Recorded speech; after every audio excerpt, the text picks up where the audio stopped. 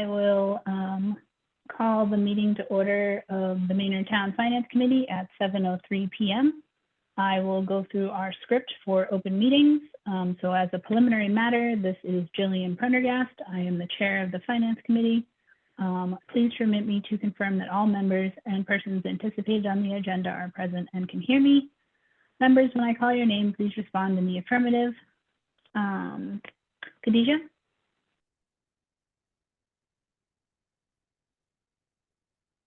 I think you're muted.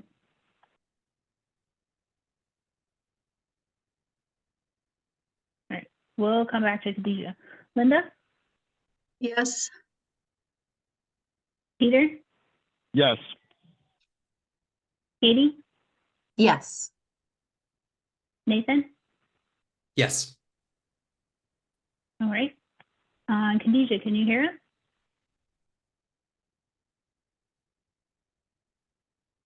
All right.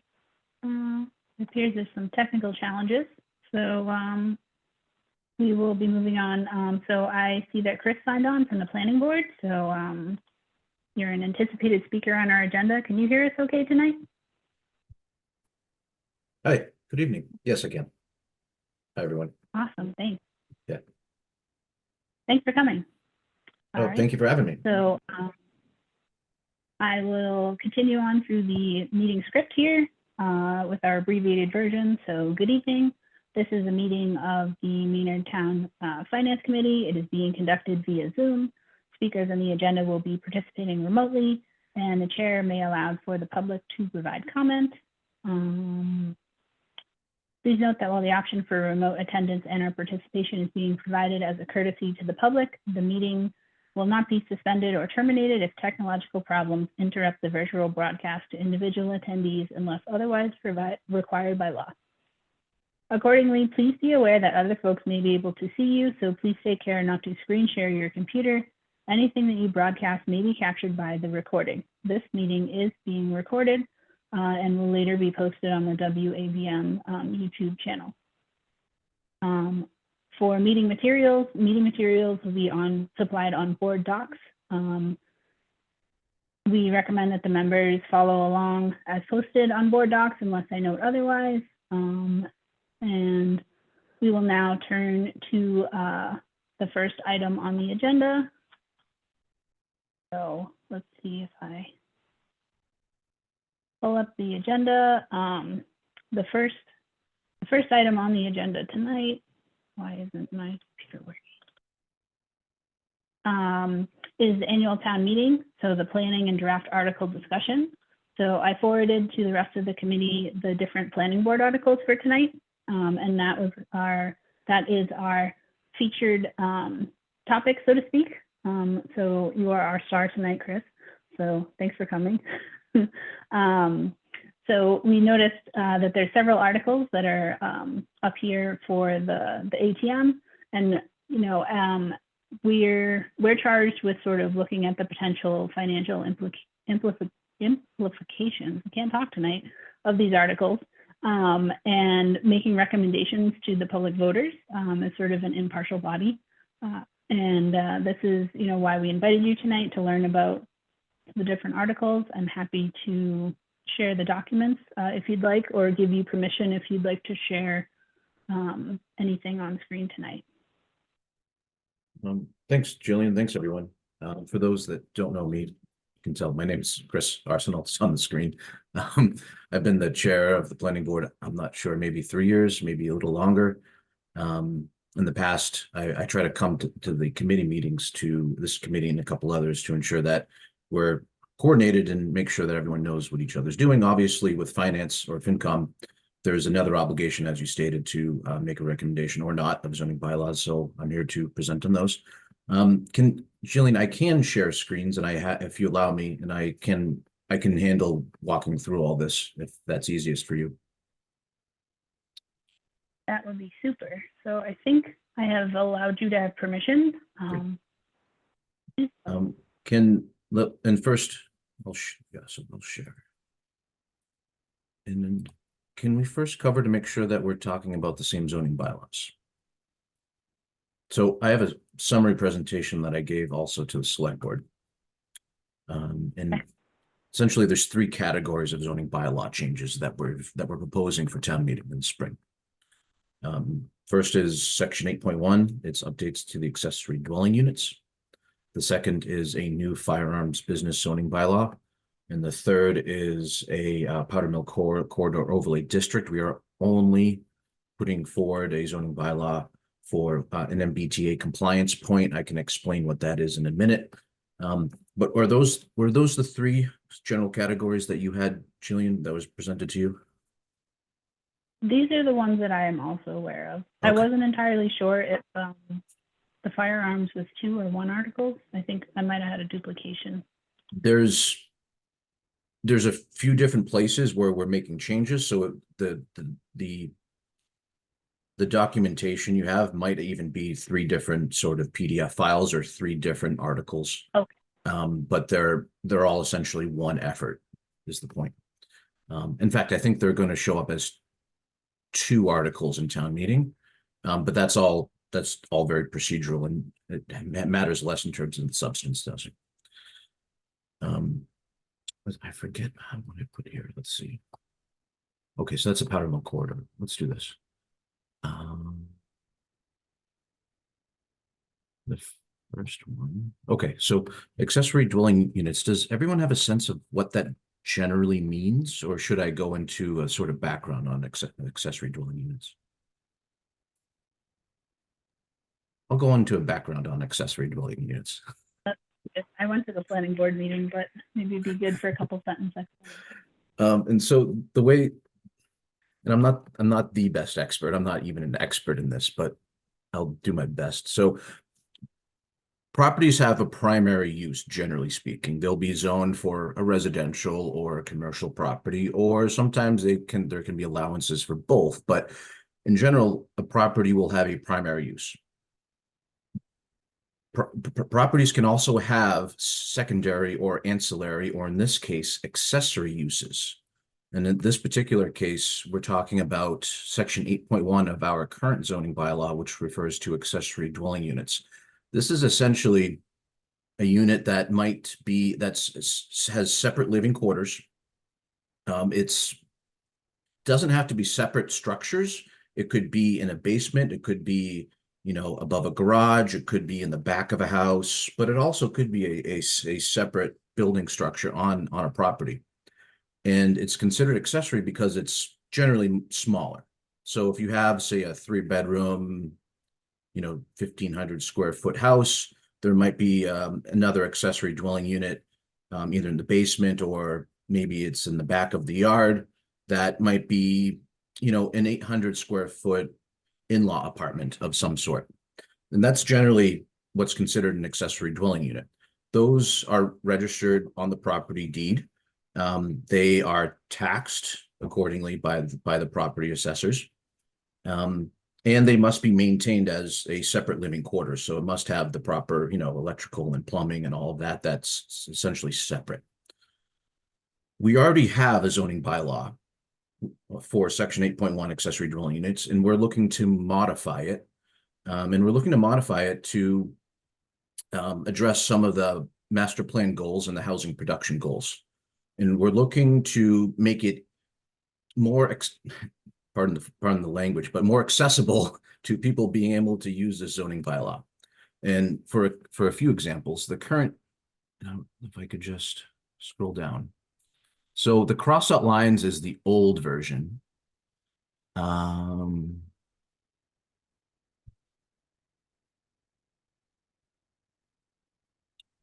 forget exactly where it is.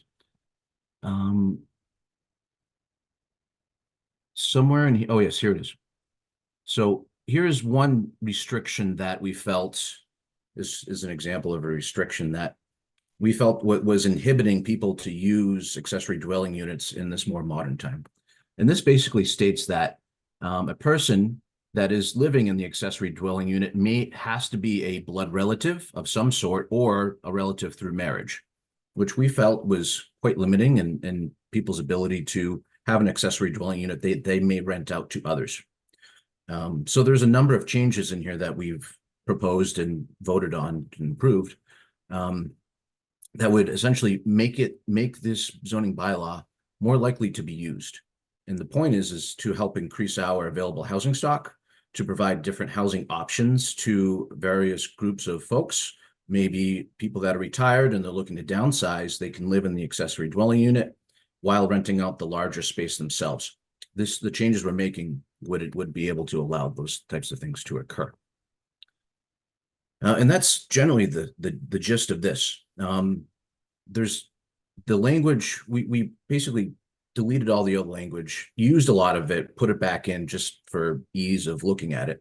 But the changes are what I would consider moderate. There's no, we've modified the particular size that these units can be. So we just clarified, for example, the size. I believe before it had to be 800 square feet or about the square footage had to be smaller than 800 square feet. We just changed up the calculation. It can either be smaller than 600 square feet or 50% of the floor space of the principal dwelling. This just allows for different options that may allow this zoning bylaw to be used a little bit more. We changed the permitting process so that folks don't need to come back to planning board every year or two to renew these things. Once the special permit is issued, they just have to go back and renew with the building commissioner, and it makes the process a lot easier and smoother. We've changed the timeline so that people don't lose the designation of accessory dwelling unit after a sale. I think before it was after about 45 days, they would need to refile and receive permit, or they would lose the designation of an ADU. We're just upping that to 90. We're not looking to, we want to keep these types of units as part of the housing stock. So we don't want to punish people for not getting in early enough to a planning board or the building commissioner right after a sale. So it's moderate changes like that we've made to improve this. I can continue to go on, but I think that would be a good spot to pause for questions. Do you know how many ADUs currently exist in Maynard under the old definition? Oh, good question. I have no idea, but I believe it was in the low dozens. Do you think that there are people who are informally using ADUs under the new definition, and this would be, essentially like legalizing it? Yes, we know that's the case, and our town OMS staff, they're not looking to be punitive. This will help bring people under the umbrella and make it easier to be compliant, which we think is a good thing. Chris, why do you have such a low allowable rent? As I understand it, the maximum has to be 30% below. So you could rent an accessory dwelling unit to a non-relative, but the rent would have to be low or lower than the market. So the maximum rent for an ADU shall be at least 30% below the established fair market rent value, based on HUD, Housing and Urban Development calculation. So there's a kind of a little bit built into this. One, the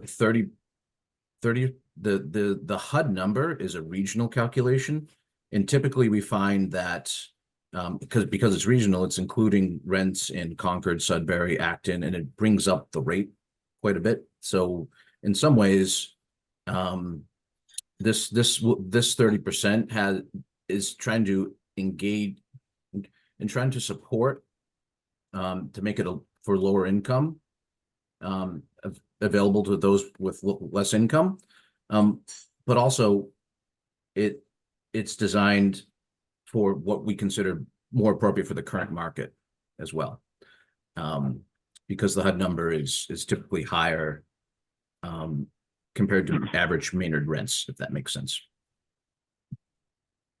Do you know what the HUD number is Linda? right now? Sorry, Chris, do you know what the HUD number is right now? No, I don't. It's different for 1, 2, and 3 bedrooms, but I think the 2-bedroom is in the low to mid twos per month for rents, 2000s. I think. But if we always have to be lower than 30% of the average or the HUD rate, then isn't that some kind of vicious circle that as more of these come online, it'll always have to be lower and lower? What we're trying to avoid too is we don't want this to be a strong income generator. We want this to be, you know, we don't want to turn this into Airbnbs. Right. So we're putting some controls on it so that it doesn't, it's addressing current market situations, but we don't want the ability for rents to be jacked up either. The point is to provide reasonable housing for our population group. I don't think there's no vicious circle here either, because the HUD's calculation is regional. The ADUs will have, you know, maybe a few dozen rents available to them townwide. It's a small portion of the total housing stock, but we think this helps go in the right direction. Does that make sense? And in general, Chris, Okay. you mentioned the taxes would go up for these houses. If you have an ADU in your property, your assessment would likely go up more relative than your neighbors. So you would be paying a higher burden of the tax, a higher proportion of the tax burden in town. That's correct. We confirmed that with the assessor's office that if a house if a house adds an ADU that did not have an ADU before, the assessed value will go up. Yeah. And that would count as, this is for the FinCom, that would count as new growth. So we would get Yes, a I bigger think budget so. for new growth. Same as any other home improvement. Yeah. Okay.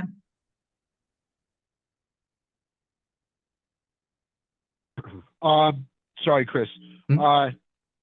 I think you said the earlier version of this had a max of 800 square feet, and I thought you meant you were trying to make it more flexible, but are you reducing the maximum size from 800 to 600?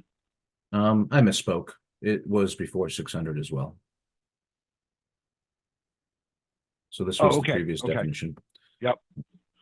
What we did is we added a 50% calculation to allow for so if you do the math,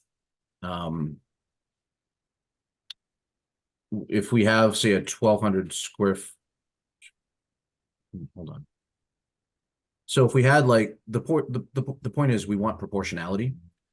So what we don't want is a 1200 square foot home with a 1000 square foot accessory unit. We want it to act as an accessory unit, not as a duplex. The point of a duplex would be to have a duplex. The point of having 2 similar size units would be to have 2 similar size units. So 600 square feet works proportionally for a 1500 or a 2000 square foot home.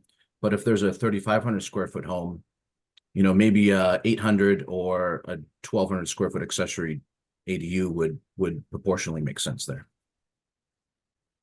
So that's why if you look up here, we changed it to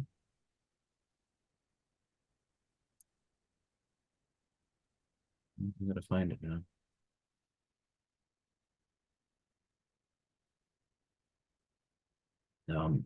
Either smaller than 600 square feet or 50% of the floor space of the principal unit. But it says no larger than the smaller of 600 square feet or 50% of the floor area. So it could never be over 600 square feet. Yeah, I think you're reading it right, and I was not reading it right. Yeah. And if it's 1000 square foot house, then the accessory ADU can only be 500 square feet. Yeah, that's correct. Sorry, this was a while back Okay. when we went through this one. It was directionally, it was the other way then. We wanted proportionality for smaller units. And then, I'm sorry, I had some idea we had to do this because of some recent change in state law. No. Is that a factor here? No, it's not. We took on this effort prior to any announcement by the state government to take a look at updating ADUs statewide.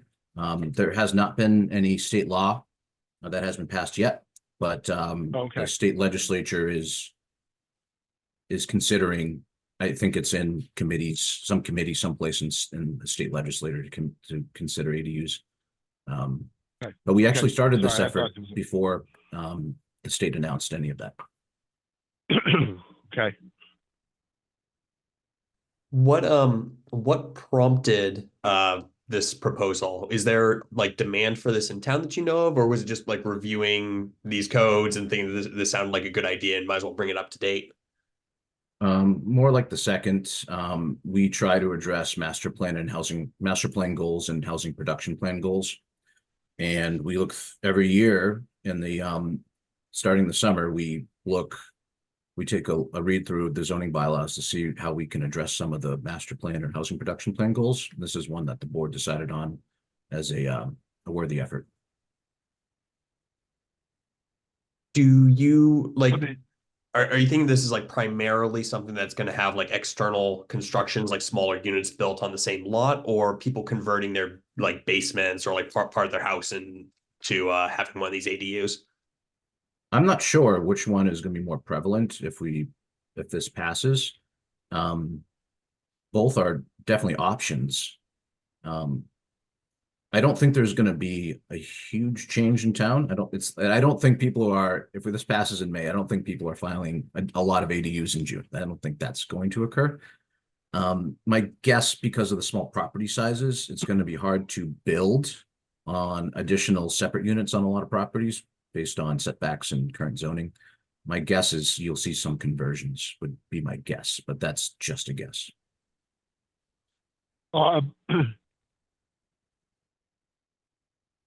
So the idea of building a separate shed that you turn into an ADU would still have to meet like building code. You couldn't, build it on a platform. That's correct. It would have, it's the same building. The building code does not change. Right. Yeah. And then the setbacks but if you had a bigger lot, you could, put a shed somewhere and. Yeah, all right. The same setbacks would be required and have, if they needed variances, they would have to go to the zoning board of appeals. Similar to any other, challenges with setbacks that someone would experience. So it doesn't change the process of setbacks. It doesn't change building code in any way. If you're the owner, can you rent both units? There's no requirement for it to be owner occupied. I believe you need to be owner occupied. Yeah, right here. We allow for temporary absences. Someone, maybe there's a military family and someone's in the military, they have to be deployed. That's not what we're not trying to be punitive for that type of scenario. But it has to be your listed property of residence. Okay. We don't want it to turn into rental units. We want it to be properly ADUs. This is an ADU bylaw. Right. We want it to be properly ADUs. If we wanted to support more rental units, we would do that in other areas of the zoning bylaw. And is the only difference between this and like a 2-family owner occupied unit is just the square footage? There's, in terms of zoning, I think I think the real answer would probably be with the building commissioner and how the property is designated. So if it's designated as, I think, Jillian, what your duplex concept would be essentially would have to, the building commissioner would determine that would be a multifamily property and not an ADU. Okay. And it would, so size is definitely a large part of this. But it has to be on in a zone of town that'll, that allows single family residents, a single family house. And this would have to then be designated as the accessory unit. So in this case, it would be primary and accessory. And then in the other case, it would be essentially multifamily would be the designation on the property record. But the building commissioner would make that determination. Okay.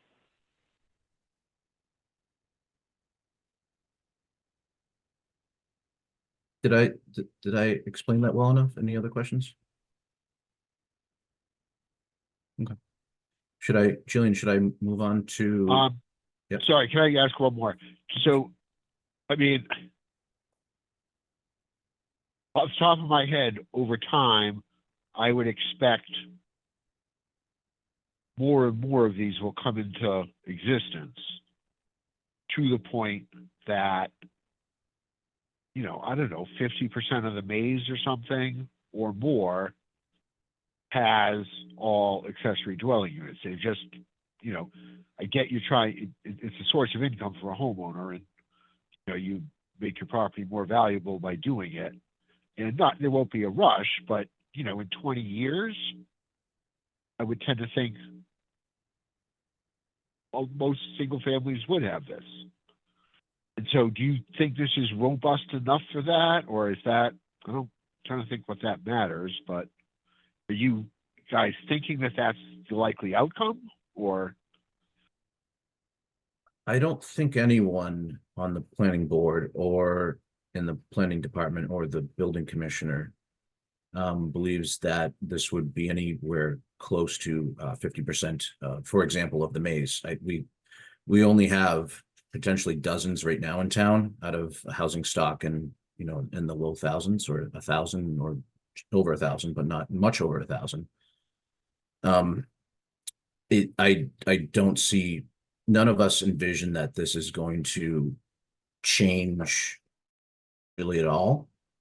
Mostly because we're not making major changes to the bylaw itself. The biggest change is we're just getting rid of the blood relative clause, and we're making some minor to moderate changes on some of the other criteria. So I don't see it as a large change, so which leads me to think that it's not going to have a large effect. It's a moderate change that would have from my point of view, probably a minor to moderate effect over time. Does that help? Okay. Yes, thank you. Any other questions?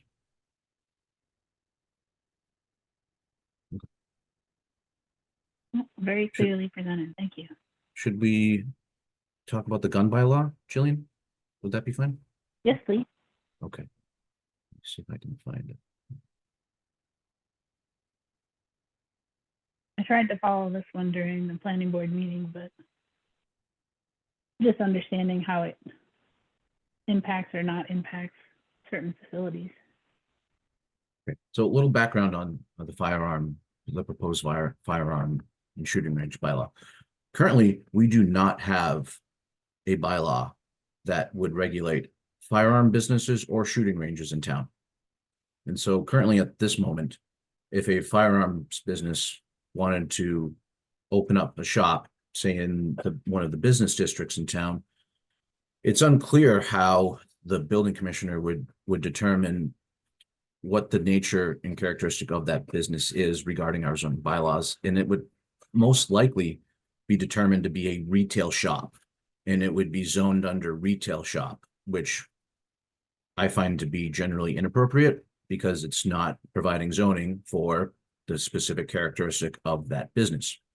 So we saw this as a hole in the zoning that needed to be essentially plugged up.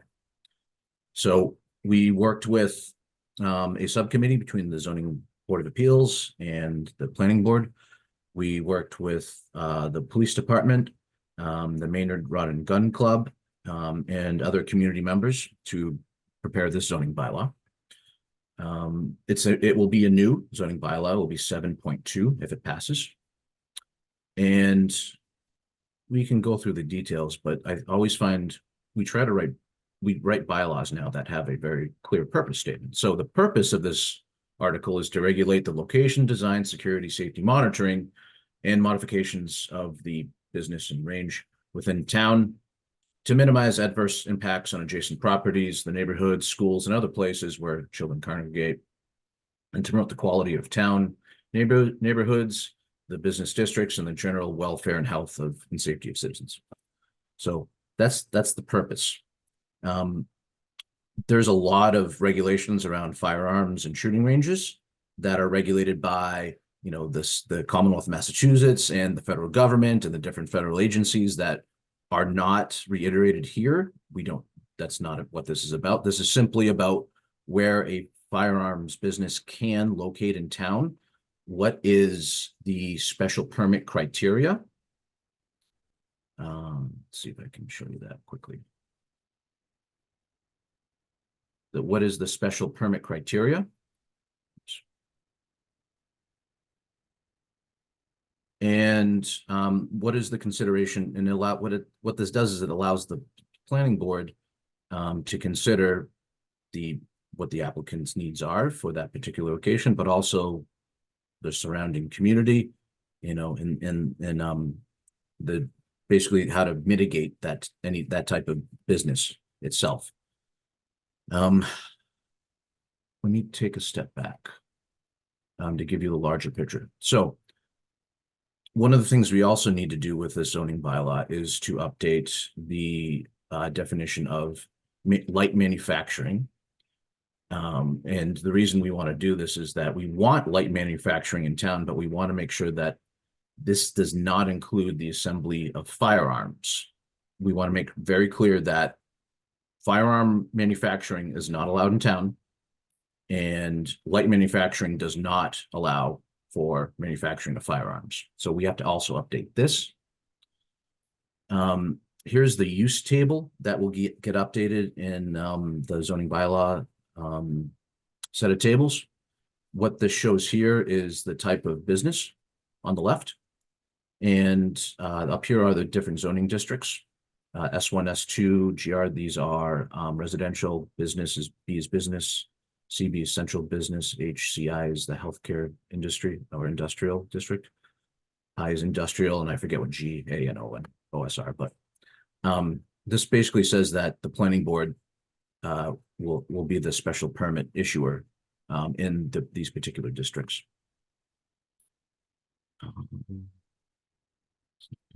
For the town meeting, will you have a picture of the districts, like an overlay, so people have an idea of where these are? That's a good idea, and I've done that in the past, and I probably will take that idea and use it. So the general concept here again is that we don't have zoning for this. We want zoning to regulate this business, and we want it to be specific to the characteristic and nature of the business itself. And the way we do that is, and I think I don't want to go through all the language, we can, but I think the helpful way to do this is that, you know, we look at, for example, spacing requirements for this business, what the applicability of the bylaw is, and how this applies to the business itself. These are procedural, this is procedural language here. Basically, the business would have to file all of this information with us. They would have to have a safety plan, and we have to receive their proof of insurance, receive all their training certificates, everything that's both state and federally regulated, but we would need to see proof of these things before we could issue special permits. What's security like for this?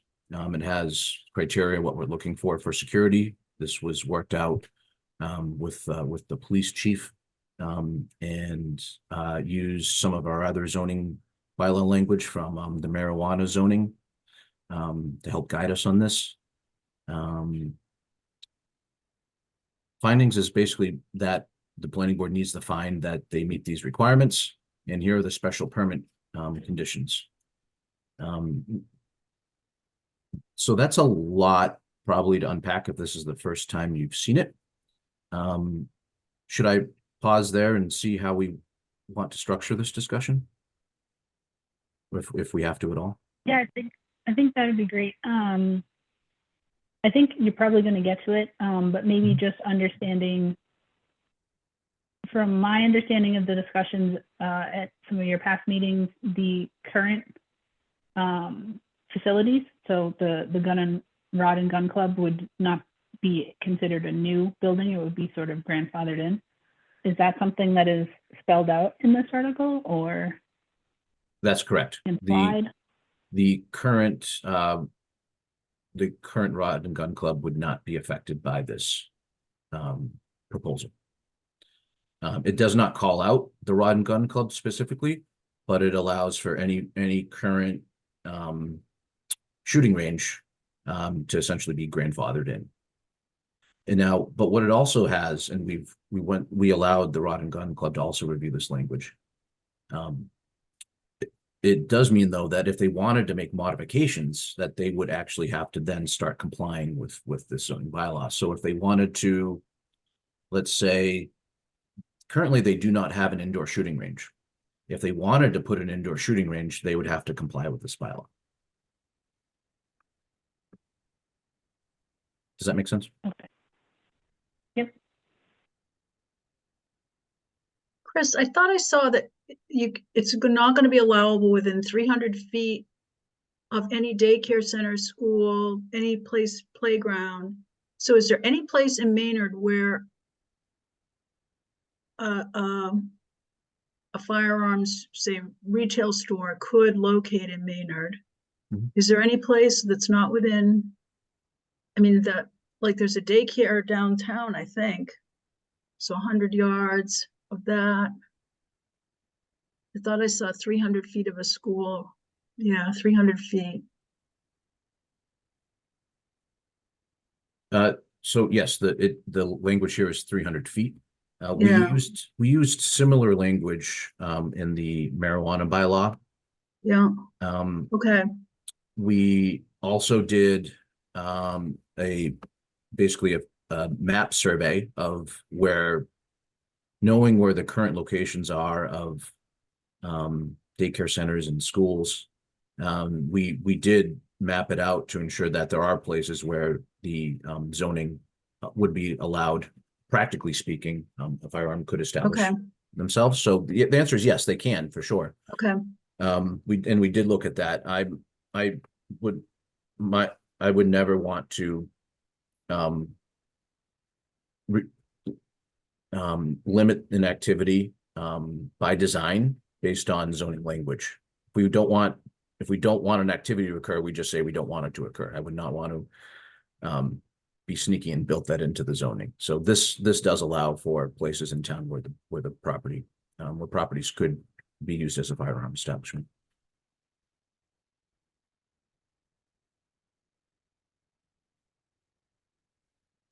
But generally speaking, the purpose of this is to like define and restrict how a firearms business could operate in town, whereas right now there's no restriction. Is that like kind of like the correct perspective on this? I think that's, yes, that's generally my perspective. So my perspective is we have no zoning. I want zoning that does two things. One, it restricts it just like we do all other businesses. It restricts it in the ways that are conducive for our community, but also makes it very clear what how that type of business can get established and where. So I want two things. I want a box I want a box around where what type of activities can occur, but I want to be very clear about how to make that happen for folks. So if someone does want to open up a shop, we want this to be very clear, and we did our best to make this very clear on how to be successful in using the zoning. Can you explain the reasoning behind outright restricting light manufacturing of firearms as opposed to selling them at a business? It's a detailed topic that I cannot eloquently and fully talk about. I just don't have the background. But essentially, the gist of it is a firearms establishment could be importing parts into their business and manufacturing different firearms or modifying firearms in certain ways that both law enforcement and the state government find very hard to deal with. And so we're modeling this off of other language we've seen around Massachusetts and other places. But the point is, we want people to be able to have accessibility to purchase firearms. There's just a lot of difficulty with firearms that get modified beyond the manufacturer's original intentional use of it. So for example, modifying it with high capacity magazines that could potentially be illegal, or modifying with the different accessories that turn that business into something characteristically different than what we would like to see.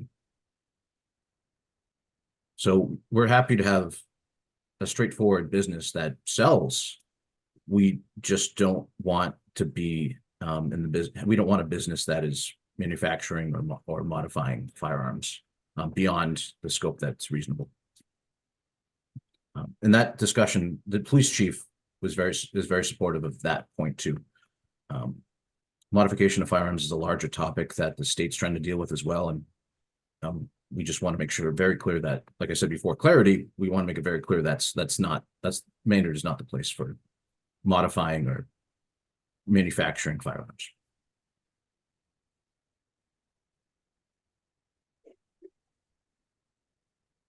Does that help? Yes.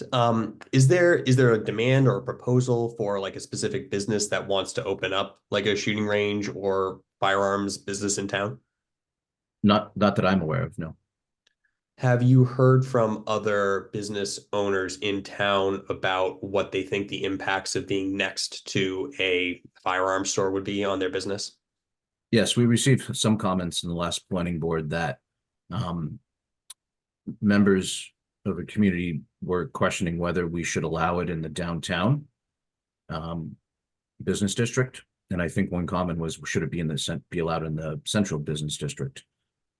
So I've heard some concerns that maybe we should not allow it, but the board chose to vote and pass it as it was, which is to allow it in the business and central business district.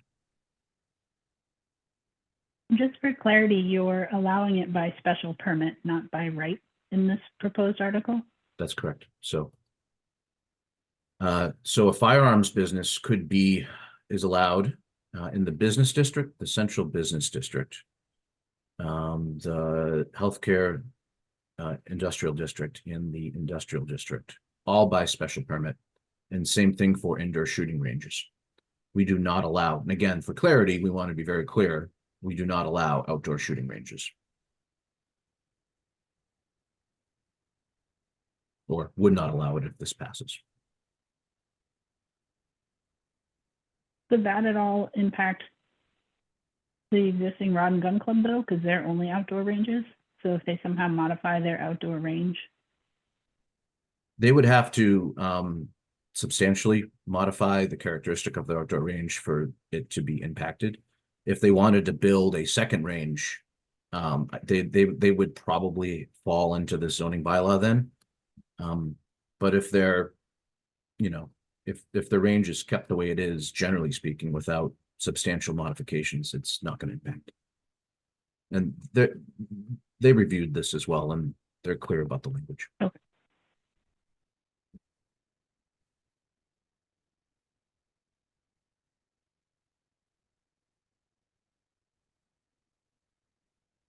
All right. Any other questions or concerns for this particular article? Nope. All right. I think we can move on to the next one then. So actually, I think we're going to have 4, and I'm going to insert one in here that we sent to the select board recently. This is a very small change, but it's an important one. This would amend section 10.5.1. And it's just to add clarity because we've discovered that clarity would be helpful for the building commissioner and others. Currently, the way the language is written, it says that any building, this is about residential structures primarily, because this isn't a residential part of the zoning bylaw, but any building or special permit for a property located in, it used to say, in the water supply protection district, section of 9.2 of the zoning bylaws. And then the language goes on about what the applicability means of that. We just want to clarify that it's just zone 1 of the water supply protection district and not the entire water supply protection district. So it's just a small change to help clarify that for the building commissioner. I can get into what water supply districts are if you want, but it's just to clarify the intent of what this is. All right, I don't think we saw this article. I don't think so either. When you make the sponsor comments, are you going to sort of include a map and some why zone 1 in particular? Is that around one of the wells? So yeah, zone 1 essentially. So the water supply district has a larger zone that would surround any municipal water supply point. So in this case, for our town, it's wells in town. That district is quite large, actually. And the point is that we want planning board to review special permits just in the zone 1, which is a very smaller circle around a well, and not the larger concentric circle, which could cover half the town. So it's just to protect, the point is just to protect development immediately, basically adjacent to the water supply point. And yes, I will definitely include a map that explains all this in better detail during town meeting. Thanks. Any questions on this?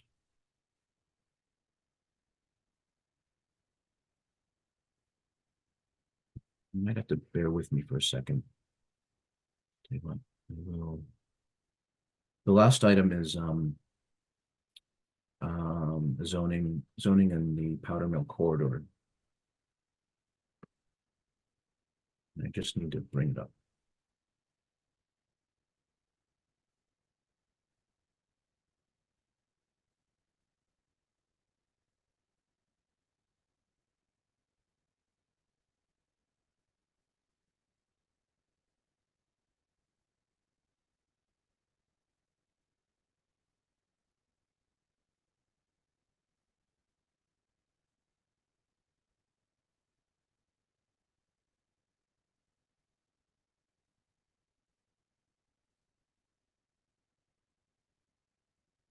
Sorry, just give me one more second.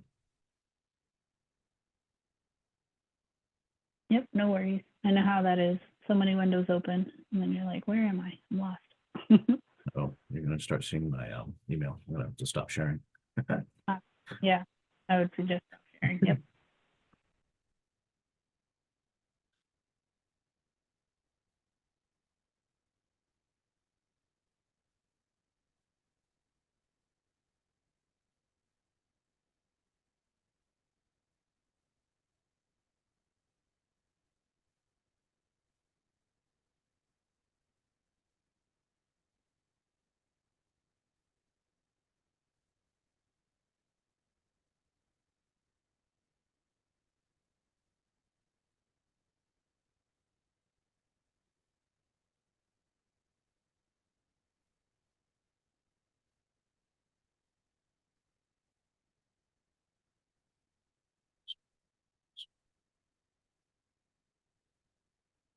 Right, there we go.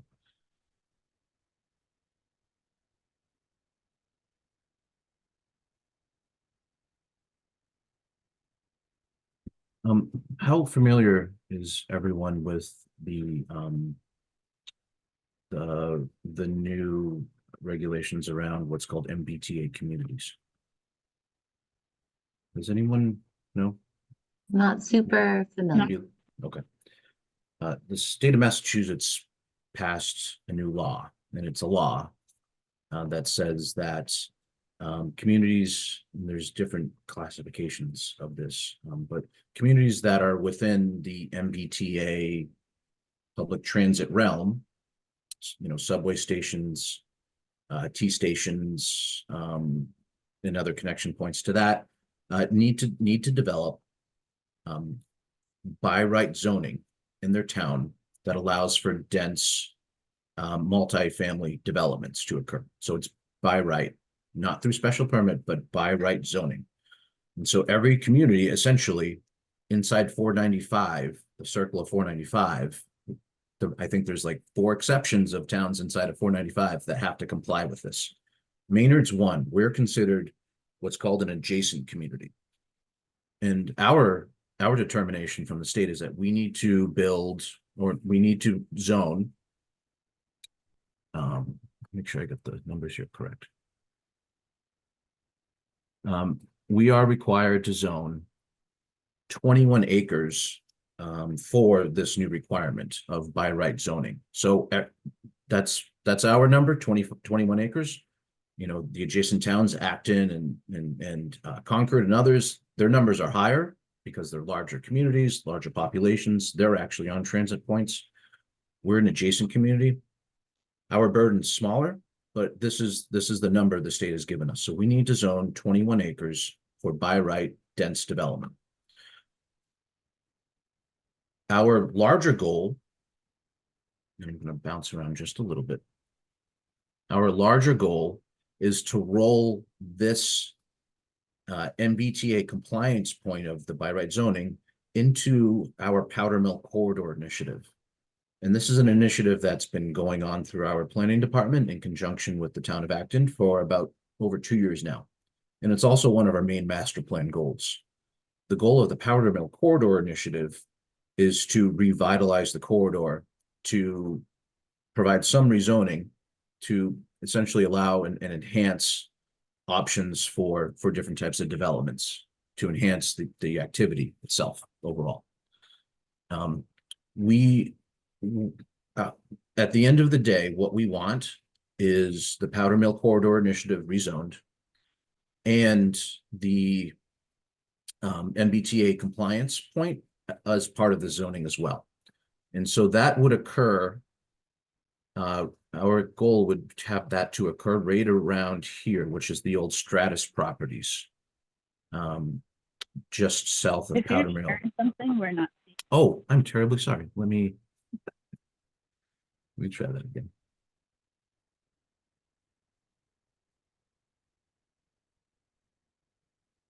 Okay, sorry. So, Sure. So let me go back. So our compliance point is 21 acres with the Commonwealth of Massachusetts. And we are absolutely required to do this by the end of this year. Every town is required to meet their compliance points by the end of this calendar year. And our strategy is to roll it into our Powder Mill Corridor initiative. So here's the general outline of what that rezoning of the Powder Mill would look like. It would include primarily Maynard. We have the larger chunk. Here's the Acton Maynard town line right here. So this is this portion over here would all be Acton, but the larger portion is in Maynard for this corridor initiative. We're looking to rezone the old Stratus building or the old Stratus property, which is this building here, but also the parcel itself, which would get us past the 21 acre compliance point.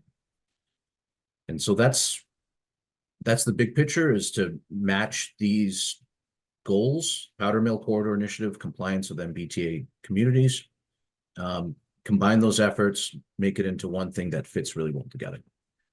Having additional density and additional residential property here would help and also help enhance the corridor itself, because there'd be more people being able to visit, more accessibility, through bike lanes is part of the vision here as well. So it adding units to the whole powder mill corridor enhances the whole initiative overall. So that all said, here is the zoning bylaw for this. It's about 3 pages. It has a purpose statement about what the Powder Mill Overlay District is. I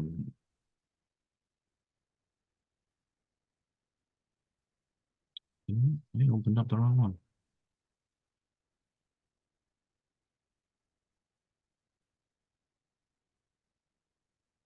So this is the Powder Mill corridor. One second.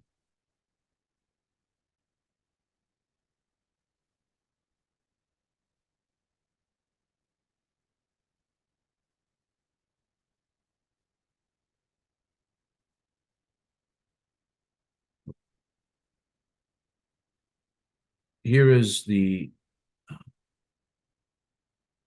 No, that's the same one. Shoot, I'm terribly sorry.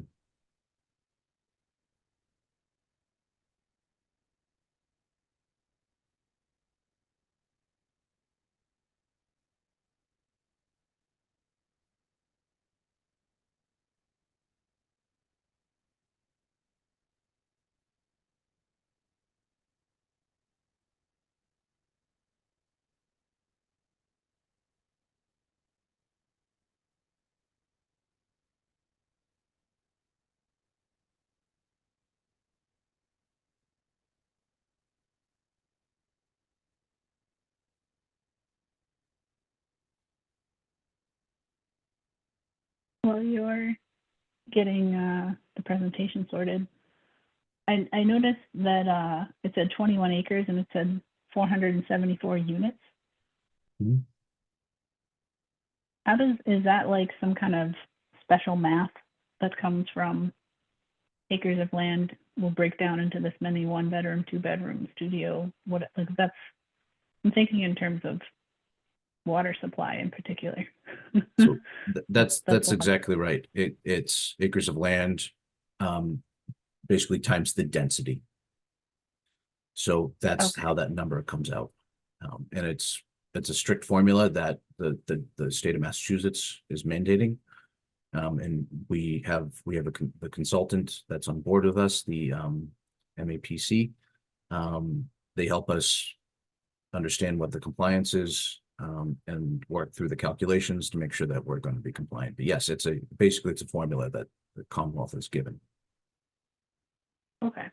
And do we have to rezone any of that Powder Mill corridor to allow for, I'm gonna mix up my verticals and my horizontal, the upward growth? So like how many floors a building can have? Can you say that one more time?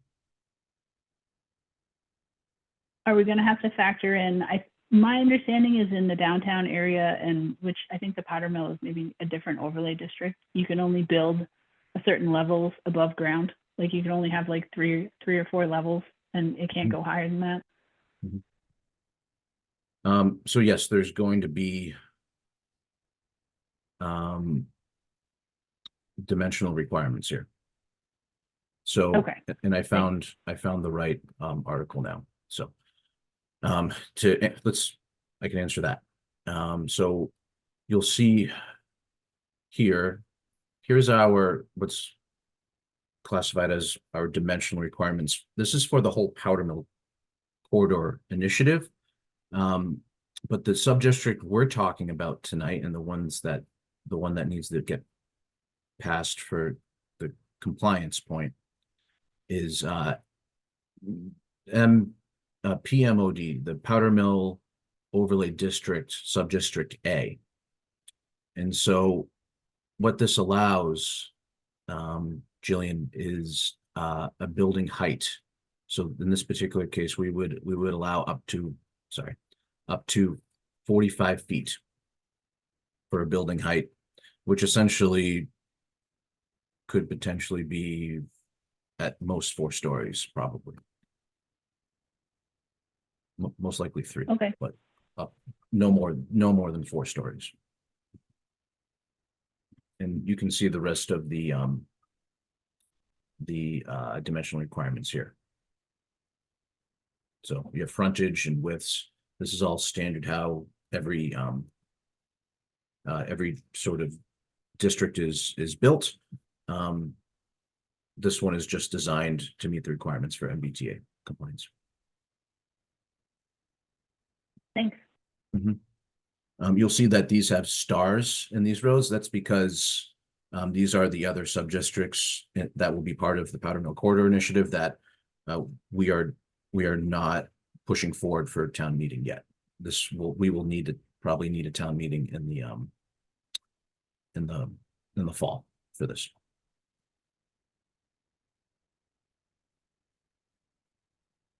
And on the map you showed, does it distinguish between what's ABC? I think I missed it. I can pull up a different map. It'll take me a sec.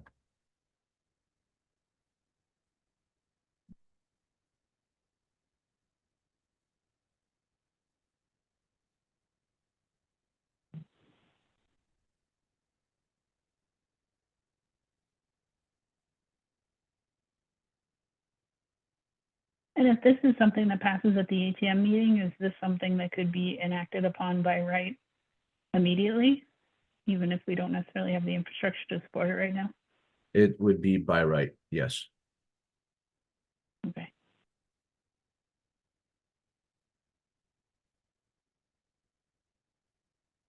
So Chris, it looks like it was 10% of our housing units, which is a huge increase. It just seems like a potential burden for Maynard. I mean, if we're going to have 10% more population, maybe within a year, 10% more housing units. I don't know, just in terms of school, fire response, water how do we deal with this? Such a big increase in a very short period of time. Because once this gets passed and someone can do, whoever owns that land or buys that land can do pretty much whatever they want within these parameters, 474 units. Right? Yikes. This seems like a big financial burden on the town. So I'm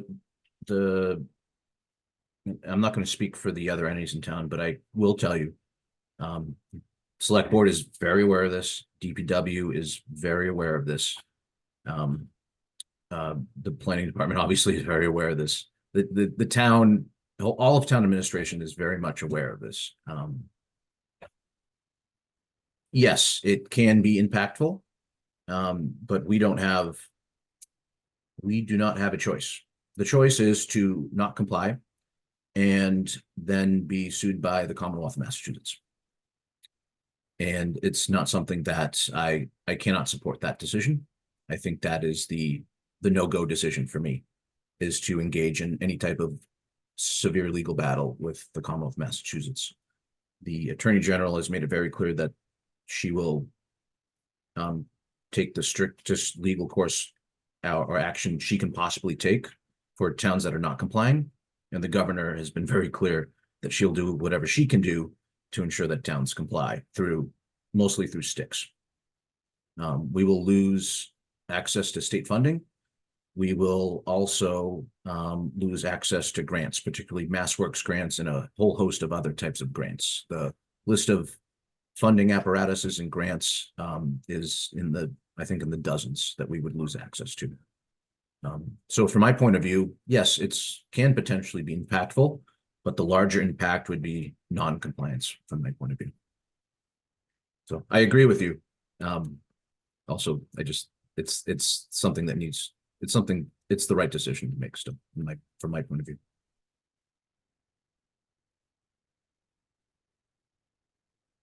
Also, it's zoning, so it does not mean that the zoning will be acted upon, particularly immediately.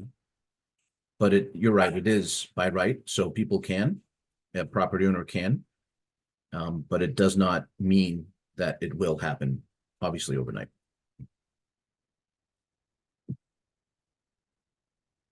Does that help, Linda? Yeah, it's just, you know, as we do our future planning, it Mhm. looks like,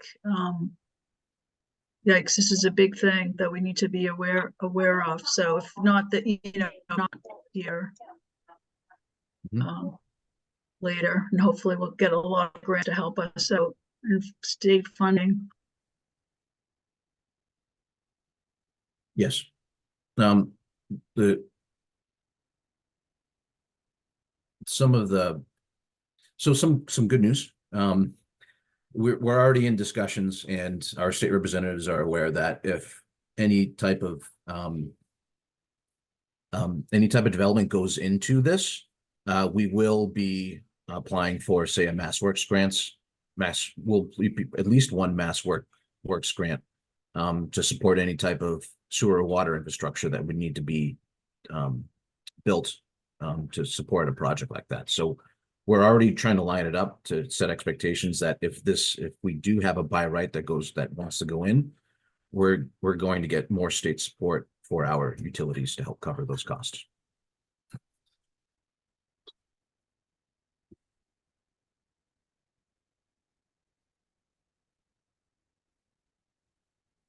Other questions? I guess I'm wondering about by taking this new requirement and folding it into the powder mill corridor, is that like, I don't know, kind of like handcuffing that project by or was there already, is it changing some of those like lots that you had as designated for like businesses to residential and sort of like changing the course of the plan? Or is it like selecting areas that were going to be zoned for residential anyway? We chose this area because it was an area that we were already considering strictly for residential use only. Okay. The Powder Mill Corridor Initiative was the origin of the Powder Mill Corridor Initiative came first. So that concept came during the master plan development, and it was incorporated into the master plan in 2019. In 2020, the planning staff started to engage and try to get grants to help support that effort. And in 2021, I think we started receiving grants to start that initiative. I think the MBTA communities was not publicly known until sometime after that. So what we did is try to roll it into this concept because we thought there's some synergy. We want density in the Powder Mill corridor. This is a new law that requires density. The synergy there for us, for me and the planning director and others, seemed to really match well to try to make this for our compliance. We were going to look at density anyways for this area, regardless. It would probably be different than what the MBTA communities regulation requires, but it would still be density. So it does have a similar characteristic in terms of how the concept of the initial Powder Mill corridor was established. But you're not like changing course on the Powder Mill corridor in order to No. accommodate this new goal. This is kind of already what was planned.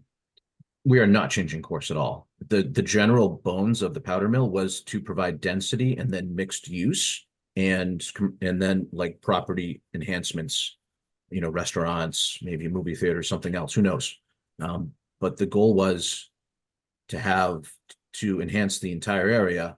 And one of the ways to do that from the residential standpoint is dense development.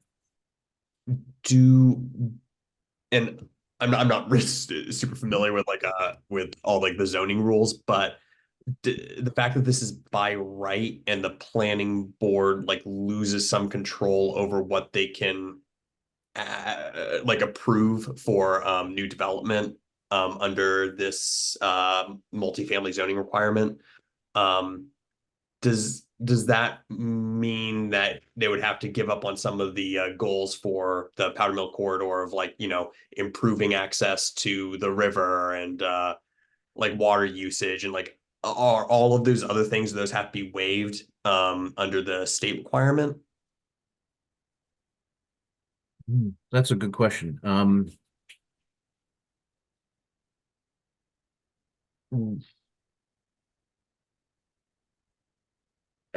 So the initiative, the zone, so if we fast forward maybe a year and just assume this all gets passed, that the Powder Mill corridor zoning gets passed, the MBTA, which includes the MBTA community portion. The zoning itself, the zoning language won't actually have a lot of language for riverfront protection and things of that nature. That's also going to happen through other mechanisms. So does it prevent us regarding the MBTA communities? So it does not prevent us in the other zones in the Powder Mill corridor and district. But you're right, the by right nature makes it that the planning board does not have input into any proposed project beyond what is already established in the zoning. So yes, we will lose control in some sense. Basically, the control is established ahead of time, and then the by right is the by right. So yes, there will be some control lost. But now when I think about, though, the protection of the Assabet River, so we will have some language that like stormwater needs to be improved and things of that nature, and different access points to the Assabet for public use needs to occur. The zoning for the MBTA community location, let me bring this up, so here's the river, right? The zoning for the MBTA community is here, so it's not adjacent to the river. It's on the south side of Powder Mill. It's on the other side of the river. This is a property where we probably wouldn't consider much river enhancements if it was even through planning board itself. Maybe some stormwater, of course, always is a key criteria, but beyond that, I don't think it would have much connection to the river as it is anyways. But that large lot, that's what we're talking about, or Yes. a couple of those? This one here, That's 21 acres. it's a little bit more, but yes, it would make us comply. Okay, Yeah, does that help? that's it.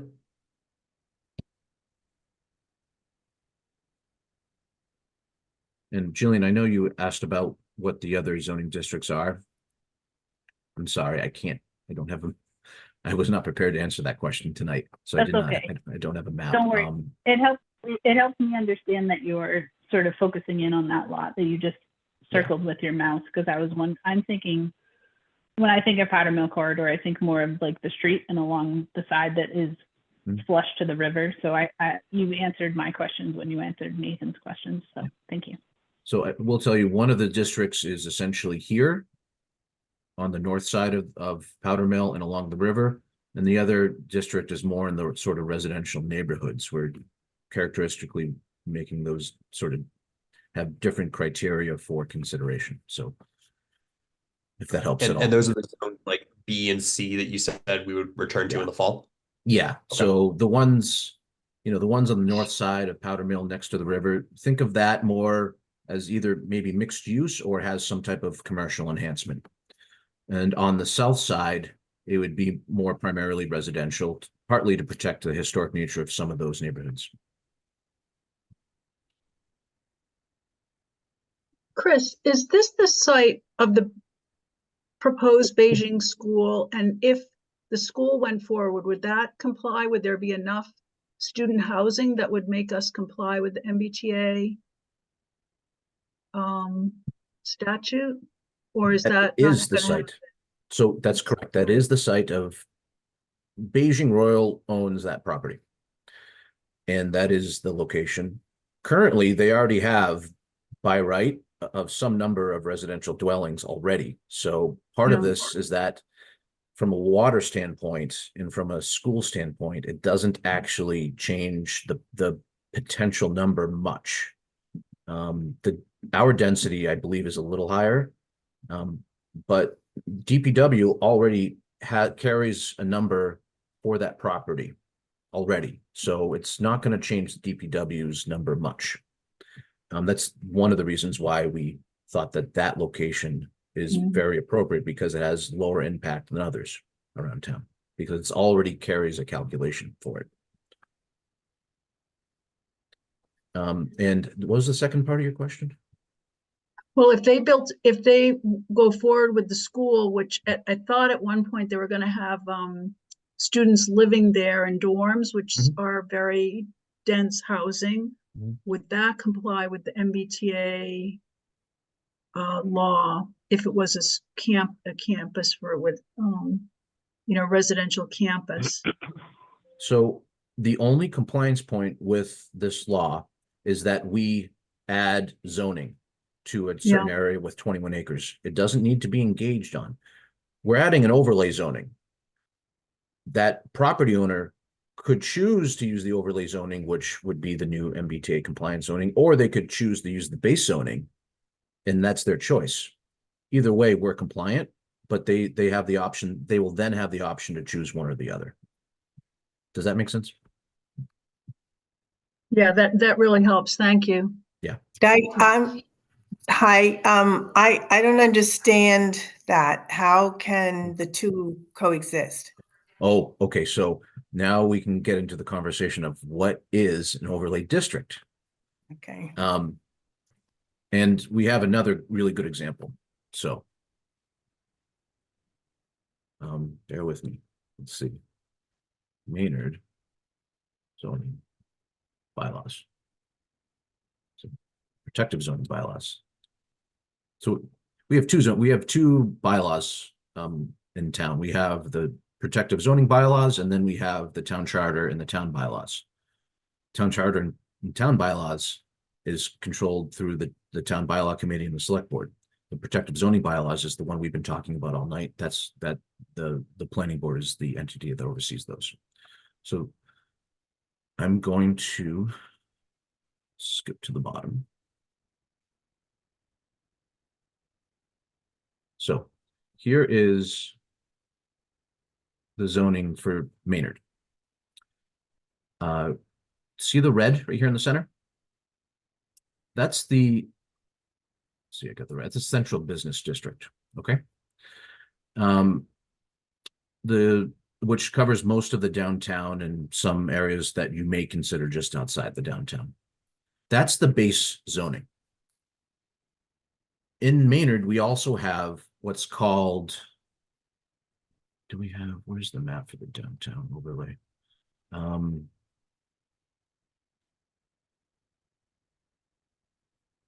Okay, it is here. So hold on one sec. Do you see this box here? It says downtown overlay district. Now, if we scroll up, do you see this outline? It's in the darker shade. It includes the red, but also some of the pink. Are you following my mouse? Yeah. So that is the downtown overlay district. That is a district that is overlaid on top of the base zoning. So there's the base zoning of the central business district, which is the red, which has certain zoning requirements. And then there's an optional zoning that we lay on top of it that says to a property owner, you can either, if you want to develop a property, you can either choose the base zoning, which is in the downtown, which is the red, or you can choose to use the downtown overlay district zoning. And the downtown overlay district zoning has different options. The reason we have it in the downtown is that we use it to enhance downtown development. So I don't know how sensitive a topic this is, but there's the 115 Main Street property that's currently being constructed, the old Gruber Brothers. That property owner decided to use the downtown overlay district zoning. And what that allowed that property owner to do was to build more units on that property, higher density and higher unit count. So the base zoning, I think, would have allowed 25 units about, maybe. And the overlay district zoning allowed him to build up to, I think, 37 units. So an extra, I think, 12 units.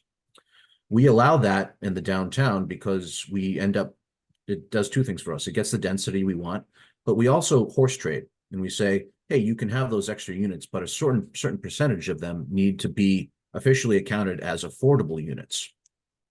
And by the way, you need to meet these other strict criteria. So, for example, by the time this project is done, you're going to see on the left side of the property a publicly accessible promenade that will have Riverview access and river views and all of that great stuff. And that has to be designed at a high quality. So the developer will get more units to build on, but we will then horse trade and get a lot of public amenities back on top of it. And they do that by using the overlay district. So the base and then the overlay. And I wanted to give that example. Does that help, Tanji? Yeah, that makes sense, but I'm wondering how are we designating that 21 acres for the 474 units if it's already owned by the school and we're telling the state that we're going to do this, but it's already owned by a developer? So the developer has the option to go with the powder mill overlay zoning or not. Mhm. But we're still telling the state that we're going forward with it. That's So- where I'm confused. And that's the tough point about all this. The only requirement that Maynard has, and the only requirement is the same for all towns, but the only requirement we have is to provide zoning for it, and we're going to do that by adding an overlay on it that allows that's a by right overlay zoning, Ah, right? Okay. So I gotcha. that I that gotcha. So we're that saying, property. Yeah, go ahead. we're Sorry. saying to the state that this is the place that we would identify this to happen, but we're not doing anything to make it happen, but we're providing an opportunity for the developer to do something. That's exactly right. We're only required to do the zoning. Property developers get to choose whether they use it or not. Okay, I gotcha. Yep. And that maybe that zoning's never used. It might not ever be used. It might, but that's the requirement. We provide the zoning, then that's where our compliance point ends. Everything else happens after that. The state does not have a compliance point with us on that. Okay.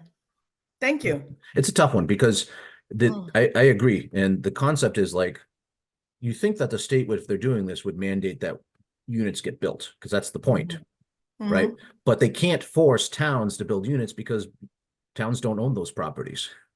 So Right. they can't force private property owners to build. So they force towns to zone it to be allowed by right to build. And that's the best that the state can do. Okay. Thank you. Of course. Can somebody refresh me on like what exactly like the situation with the Beijing Royal like school is, and just as much to so that I can be informed on like what does passing the zoning do? Wouldn't this like be increasing the land value, and how would that like affect our like relationship with them? Does that make I don't know sense? that that's necessarily in scope for tonight's discussion. Sure. I don't think have a we lot of necessarily have the information on that. record out there for that topic, yeah. I don't have much insight for you, Nathan, on that right now. I don't know if the property value would go up just because of zoning. I don't think the assessed value would, the assessed value does not go up because of zoning. So if we add an overlay zoning, it's not going to change the assessed value of a property. Okay, Does that make sense? it does. It could change the market value of a property, right? But that's not the assessed tax value. Yeah, it just, I don't know, it seems like it could be like a really big change to a lot that's owned by like one entity, and I would want to know like a little bit more about what the ramifications of that would be, I guess. I think what you could do, Nathan, if you want to send me an email, and I'll make sure that the town planner, Bill Nemser, has it with that question or any other questions. And I'll make sure that they'll answer to the best of their abilities. Does that work? That sounds good. Thank you.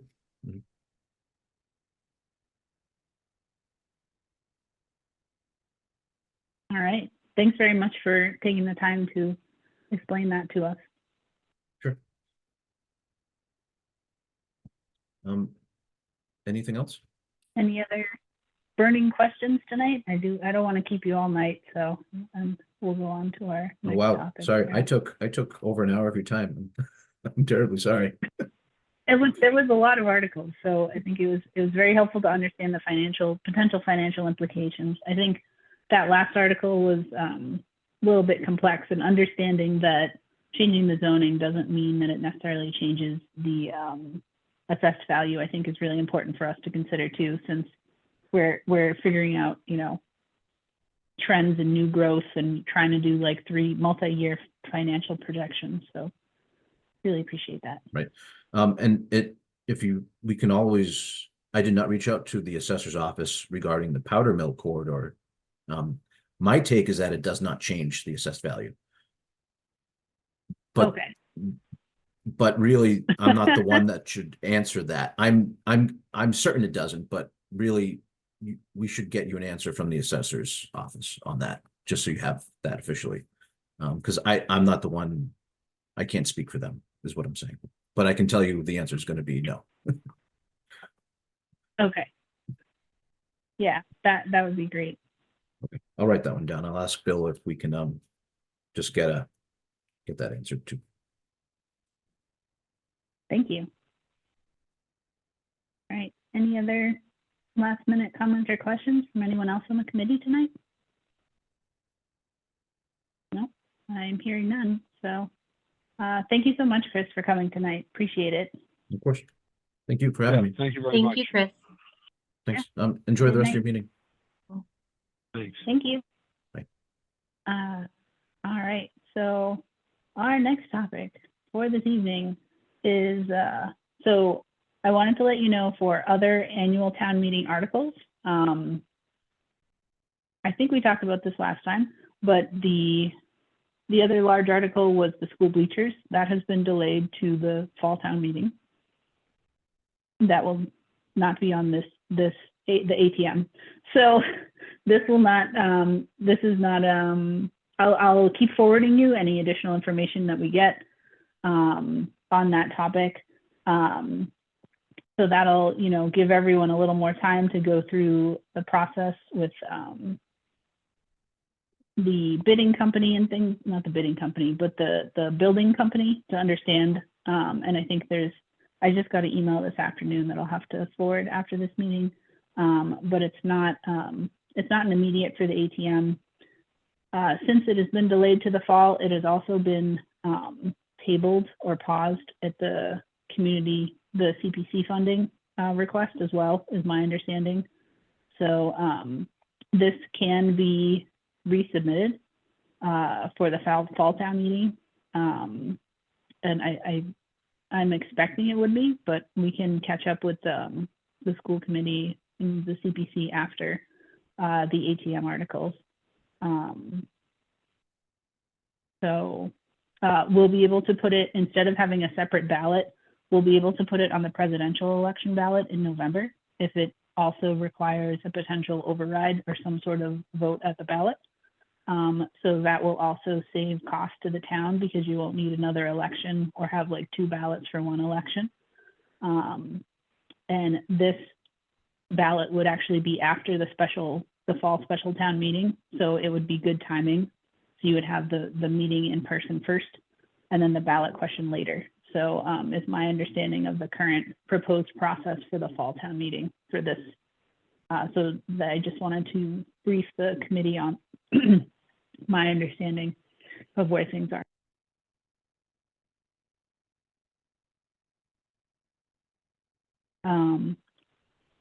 And if there's no immediate questions or concerns on that article, I can let you know that the other I have not received any other, besides the planning board that we just went over tonight, any other town articles. Or otherwise articles, citizens petitions for the ATM meeting, for our consideration. So the deadline for the articles from the town side anyway is February 29th. So it's in just a couple days. So I will forward you those as I get them. The citizens petitions are a bit later. So we'll still have some time on that. So we can talk about future planning because we'll have to write up drafts of our recommendations for all these articles, and we'll also have to have our public meeting. But we still have some meetings in between now and then. So that is what I have on updates for ATMs and the draft article discussions. Is there any further topic on other ATM articles or questions from anyone? Jillian, you sent us a lot of material from the tech school. So will they come in at some point? Or what's next there? Yes, so that's a great question. So there is, my understanding, there's potentially still one article from the Assabet schools, the vocational schools. So I have invited them. They are able to come to our March 25th meeting. They're not able, I think our next meeting is March 11th. They weren't able to make that one, but they can make the subsequent one. So I was going to invite them to our meeting there to talk about the article, to also talk about their budget. So I think I circulated around their yearly budget proposal and sort of how things are broken out. And we generally try to talk to them once a year. I also have the information of our rep, which is Pam Reininger. Not sure if I'm pronouncing her last name correctly, but that is the Assabet board member from Maynard. So I can also keep her in the loop. And I guess Natasha as well, to just let them know we'll be talking to schools, the Assabet schools in particular.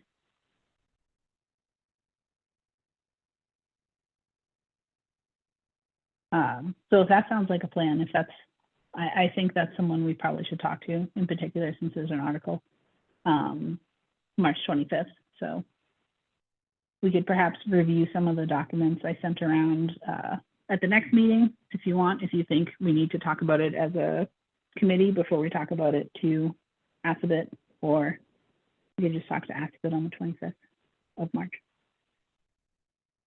as you all prefer.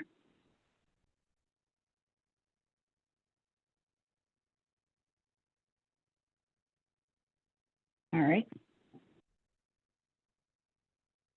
Okay, so I'll confirm them for the 25th then.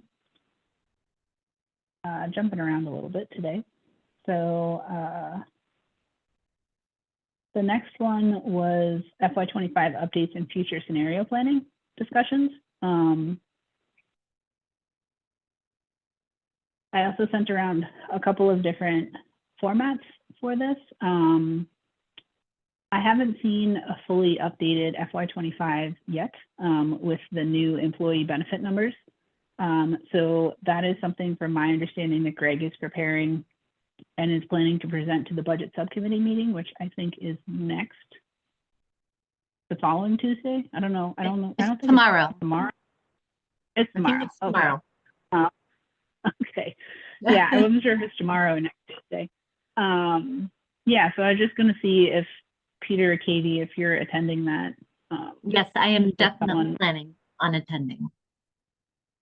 Okay, cool. Yes, I'm planning Excellent. to attend also. Awesome. Thank you. Yeah, so I think I'd be very interested to hear about that. My understanding from Jeff from the select board is also doing some future planning and community scenario similarity comparisons as well, in particular around the schools and some other facilities where he got If you've seen some of his past similarities, he compares us to certain towns in the area and also to sort of our financial similar towns based on, you know, density and other factors. This time he's come with a list of similar towns based from DESE themselves. So sort of comparing our school district to other similar school districts from the state's recommendation, saying like, these are the 10 towns or however many it was that you should look at. So I think that's something he'll present at that meeting too. So these might be things to talk about on our March 11th meeting. Once they've been presented to the budget subcommittee meeting, if you think there's anything interesting coming out of there that could help us think about this future planning, I think that would be something to consider. I also have updates. So I circulated, Nathan, you had a really nice outline that's sort of a little more detailed line by line than the planning that I was doing, more high level planning. And I also sent around the graphs, Linda, that you made from last time that you shared with us, that were very nice from the Massachusetts website. I don't know if I can bring up,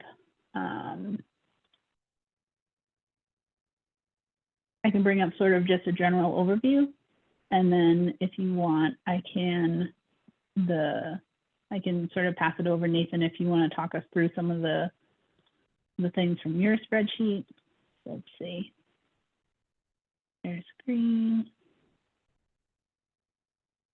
So I took the feedback from our talk last time, and I have highlighted in this new version of the spreadsheet the actual new growth in sort of this blue line from 19 to 24. And I also highlighted in the actual article that was passed at town what the estimated growth was. And this is something we talked about last time about what the delta is between those. And it's pretty darn close considering how big our budgets are.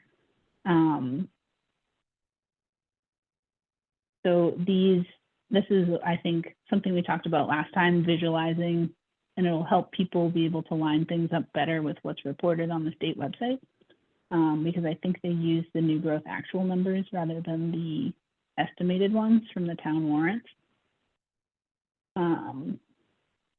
And all of these other numbers are numbers either from the ATM or the STM if they were finalized. And FY24 is a little bit still in progress because we're still in that year. And I updated the 25 with some of the governor budgets numbers as well. And we projected out here on the right. So I compared, this is sort of a hybrid of what we got from Greg last time. And this is, you know, the deltas are pretty similar. Just by using these percent trend changes from the past, you know, 5 or 6 years in the past. And I've also added in the Green Meadow School. So that is something that shows up here in the revenues, and it also now shows up as well here in the capital service exempt. So this number jumps from based on that number as well. So Jillian, I had a question about, you sent the Green Meadow School, the timeline. And yeah, I was just wondering, what are the logistics when we authorize 83 million? Do we like borrow that all at once and then put it in the bank and then pay the bills as the school gets built? Or do we borrow over time as we need to? Do we just have a sort of a borrowing limit and we borrow as we need it to pay the school? So what do we see that growth over the next, it was going to be like 3 or 4 years? Or do we borrow it all now and then we start paying for it now? Do you know? That's a I, good I have question. no idea what the Peter- answer is. Peter might know better than me.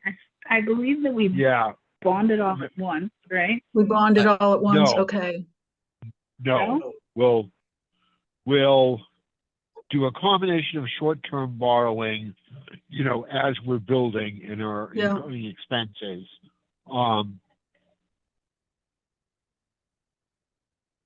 think most likely at the end of the project, we may do some interim large borrowing if we think it's advantageous, if rates are low.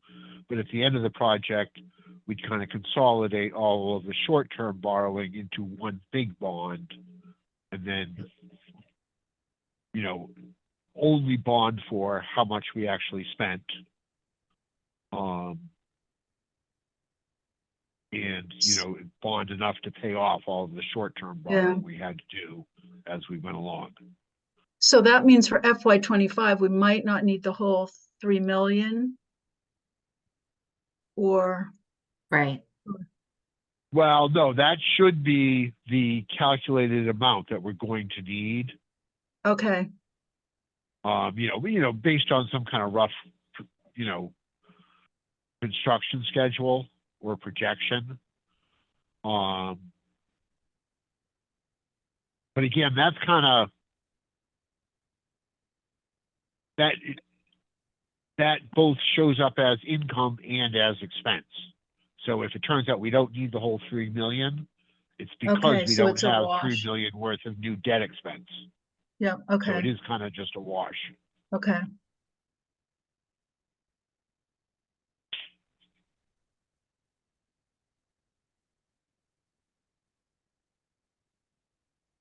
And Did you want to, I saw your hand up. Did you want to say something? oh, thanks. When I'm sharing, I can't tell. No, it's fine.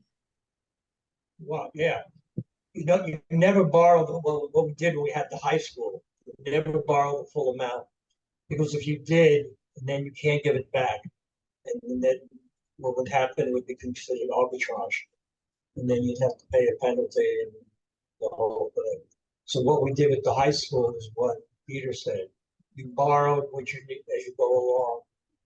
And you never borrow, you sort of have an idea of what you need. You've already approved the full amount, so you don't have to go back to town meeting. All the treasurer has to do is just go out and borrow the money. But you never, for instance, you would never, you would never borrow $83 million, because you can't. It would be illegal to do it to begin with, because you can't give it back once you have. Well, you could, but you'd be, it's considered arbitrage to borrow money and put it in the bank and have interest. Okay, thanks for that explanation, Mike.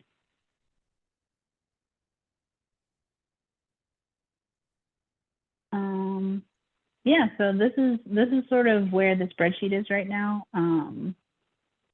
Jeff asked if he can talk about this at the budget subcommittee meeting tomorrow, and I said, go for it, have fun, see how you like it, play around with it, see how it works for you, if you like it, if you want to put in a capital pay-as-you-go item line or an override for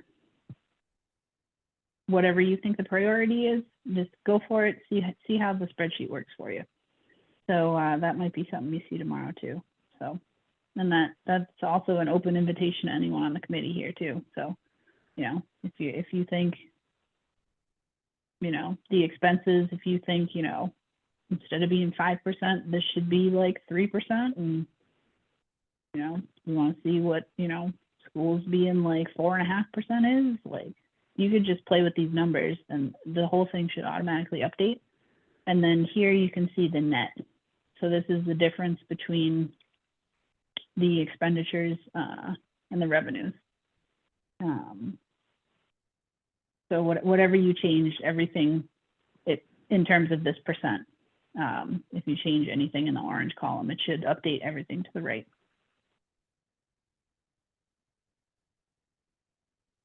the ideal name of the game is making the number in the net zero, so you have a balanced budget.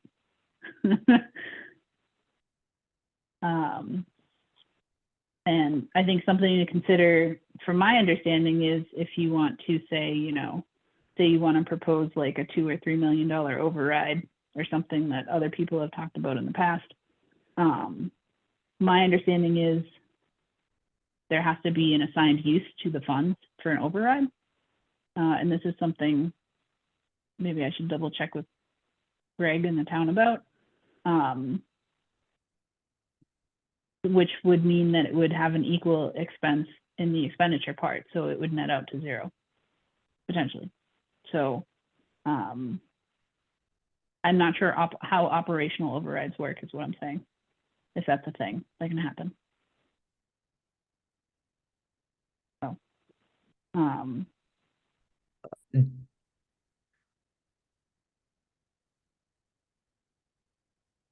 I guess my one thought right now is that you as is, you put in the percentage and it applies it the same percentage going forward 3 years. But if you have like a new teacher contract, that's going to be a big increase that isn't going to happen every single year. So it might be good to have additional columns so that you can kind of set like, well, we know the new, like the DPW like trash collection contract is going to be renegotiated in a year or two. So that should be there needs to be an increase there.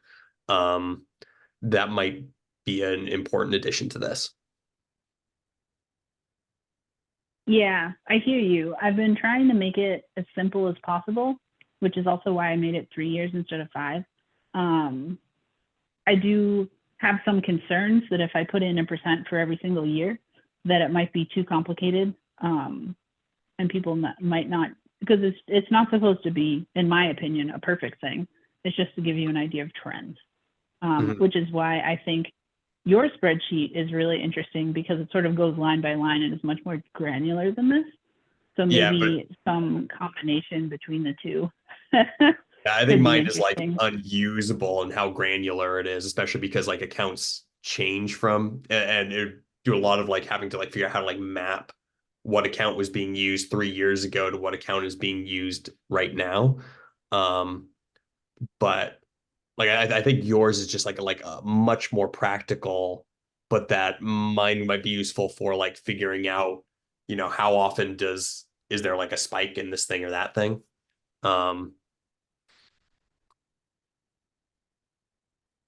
Yeah. Yeah, I could look into another tab maybe with just years instead of 3 years. But yeah, okay. Like, thanks for the suggestion. yeah. Yeah, I just think if we are meeting with departments and we know there's going to be some big increase coming up in a year or two, there should be a way to flag that. Yeah, my understanding, and I could be wrong, is that most contracts are on a 3-year cycle, which is also why I made this 3 years. But I'm not sure that all of them are going to fall at the same time. So.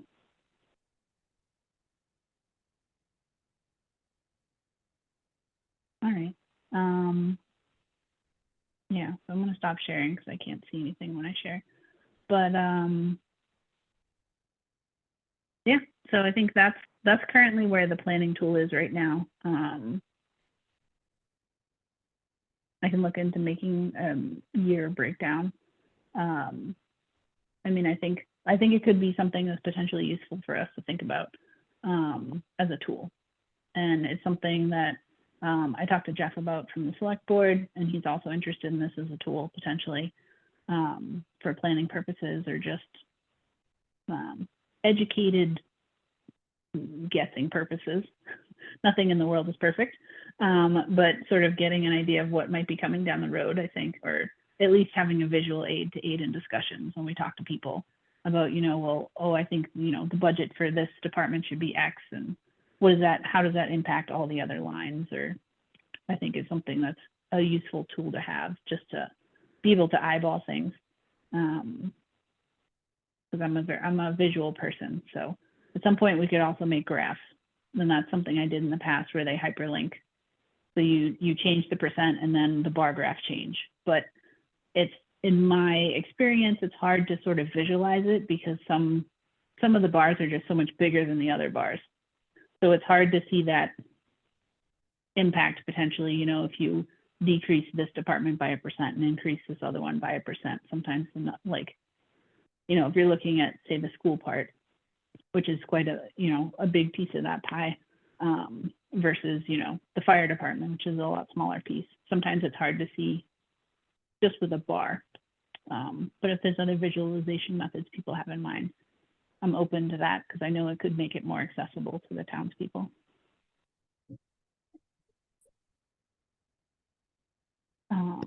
But I did want to learn more about, Nathan, about your potential spreadsheet, if that's an acceptable thing to talk about tonight for you. Sure. Let me pull up what I have.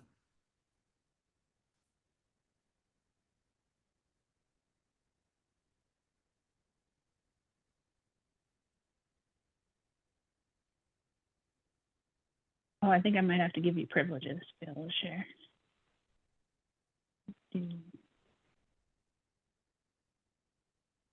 And if you want, I can also pull it up too, because I do have it as well.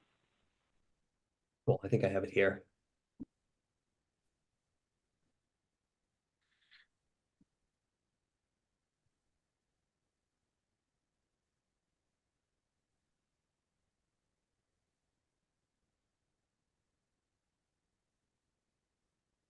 Okay, can everybody see this? It's coming. Oh, it's I think it's stuck. interesting. It says my screen sharing is paused. I've never seen that before. Hmm.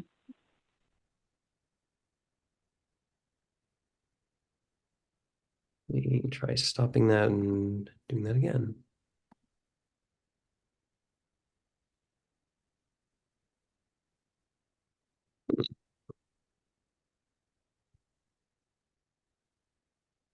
Jill, have you seen this before Yeah. where it just says screen sharing paused? I have not seen that before. One participant can share at a time, so that's you. If you want, I can pull it up if it's not behaving. Let me try one more thing. My screen share is loading. I can see it now. Cool.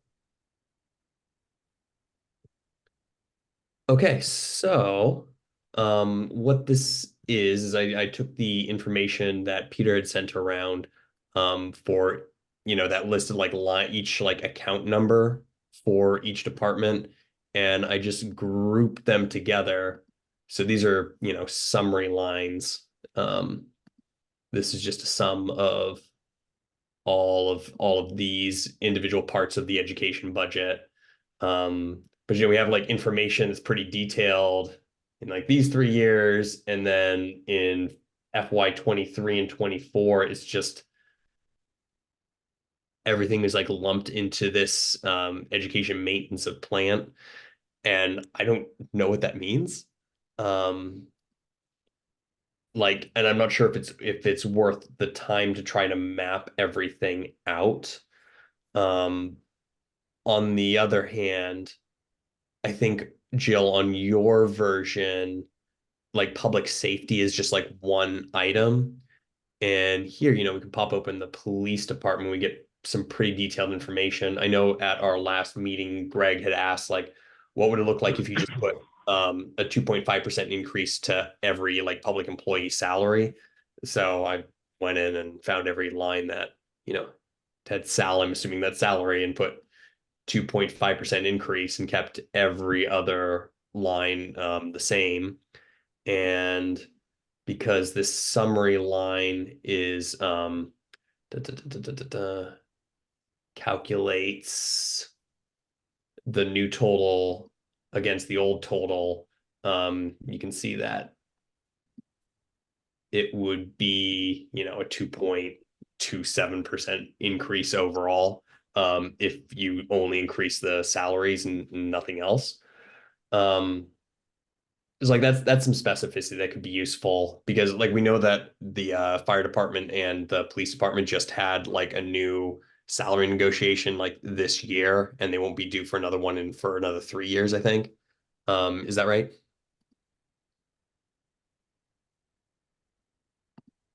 And that I am not sure, but usually it's every 3 years is the cycle.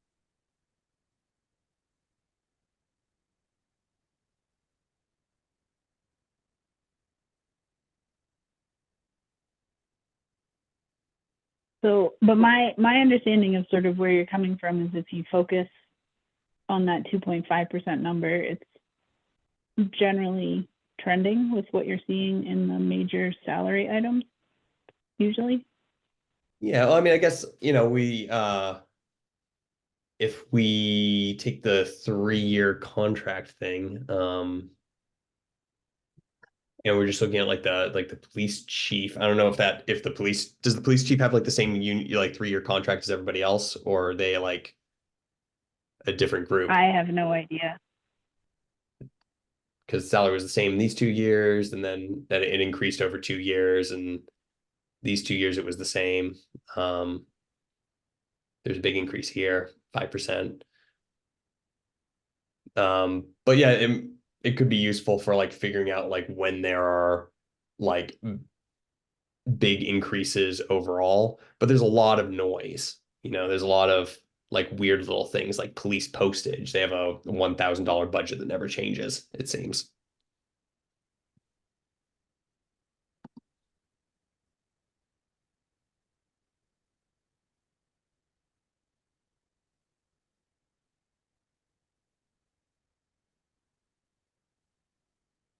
So sort of going through this, did you see anything that you wanted to highlight as being like super variable, or on the other side of the spectrum consistent, that we should maybe consider a straight increase across the board of some percentage?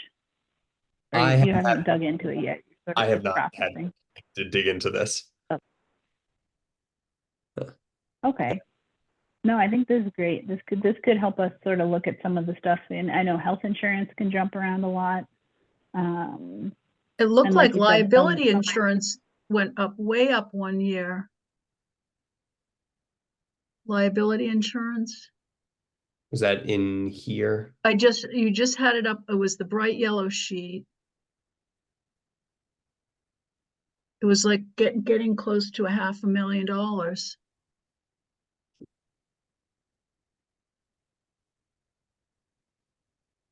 I just saw it. It was bright yellow. Yeah, under that section. Liability insurance. Where is it? Oh, there It it went is. from 385 to 503. To And then it- 503. Yeah, Yeah. And then it 549, stayed in the 570. fives. But then 570. So we're spending $500,000. That seems, I don't know, that's like $500,000 on liability insurance, huh? Oh, my. Any fire station. Oh, you for the sound fire really station. far away, Mike.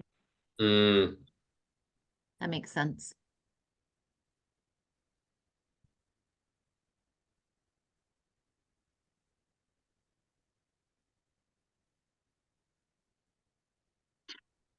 Okay, so maybe this is something we can sort of dig our teeth into, since you've introduced us to the spreadsheet. The Nathan, details do you are have a amazing, similar don't they? thing on the income side? The receipt side or just the expenses side? I don't know how we would do it for the for receipts. Okay, I requested from Greg a similar thing for the receipts for the trash, like the local receipts, to understand what makes up that number. But I'll reach out again on that topic.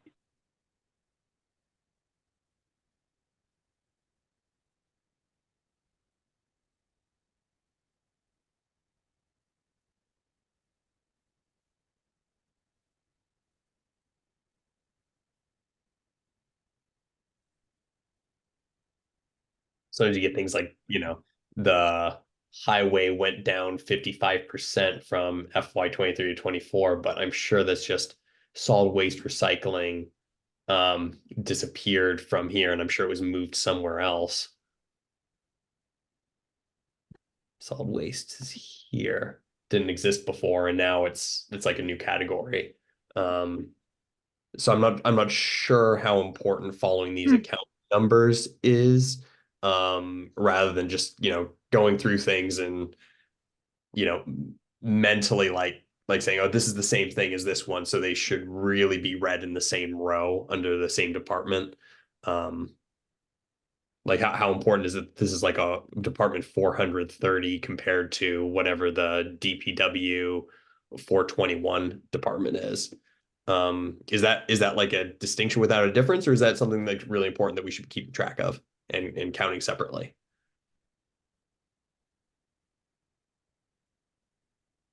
I mean, I think they're different line items, so I'm not sure. We'd have to reach out to Justin to understand. Mm-hmm. I'm assuming we set up I don't know if a revolving fund is the right word, but at the ATM, didn't we set up some kind of a solid waste fund or something last year? Is that why it's separate now? I don't remember, to be honest.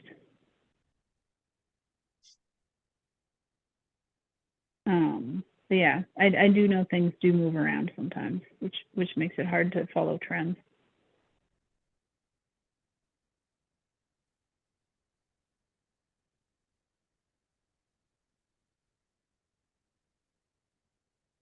All right. Any additional discussions on this topic tonight for future planning?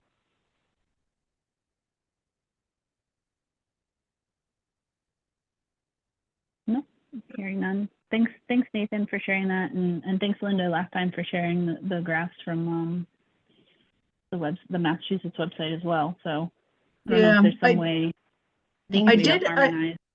I did some other ones comparing Maynard to our abutting towns, so I'll send that to you for the next meeting. And if people had an idea of what were comparable towns, we could do that as well, just to see how we stack up. And I'll look for some other data too that we could integrate, just because I think another thing, it would be interesting to benchmark us against similar towns, like data processing. Are we spending what similar towns are spending, or insurance, or our budgets? If there anything that looks like we're different, I can't imagine there is, but that might help too with future planning. Yeah, Jeff from the select board did a lot of nice future planning, looking at what towns are similar to us in terms of the town budget. And he also has a new DLS, the Department of Local Services. So he actually asked them for a list of peer communities. So I think this is something he'll talk about tomorrow, but hopefully he won't get upset if I give you a teaser today. But maybe we can talk about this at our next meeting. So, but these are based on DLS. These are the towns that are being suggested to be similar to Maynard, or that we might want to compare ourselves to. So in terms of population, budget, the property values, and also the schools.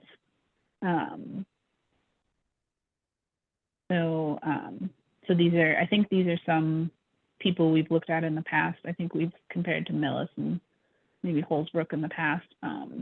But there's some newcomers on this list, I think. And these are, oh, okay. Yeah, so these are all things I think that he'll sort of lay out. He did some planning and comparisons between these towns and our town, and sort of what we spend in different budget categories. So I think when he has that ready, I'll circulate that to the committee as well too. But I wanted to give you a little teaser saying that this is something that was directly from DLS. So these might be towns we want to look at in some of our comparisons too for future planning, or see if they're doing future planning and shamelessly borrow from their wisdom. So, The population per density is telling how small Maynard is. yep. Yeah, it's pretty, it's up there. Yeah. So I think this could be something interesting maybe to think about in a future version of our future planning for more futurizing. But that's something that I think maybe we could talk about another time. All right. Anyone have any additional concerns about future planning or FY25 before moving to routine agenda? Nope. Okay. So I did get minutes from 2 prior meetings. So thanks very much for sharing those. I will start with the joint budget meeting because that is the older one. Let's see. Is it okay size? So this is the February 10th budget meeting that was at the fire station. So this is the joint budget meeting. So thank you very much. Katie, you took these notes. Yes. So, Yeah. Thanks for that. So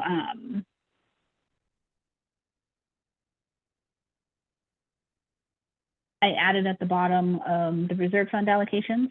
Thank So you. I know I that's left on that there off. too. I couldn't find the last one. So thank you. No, that's okay. So thank you.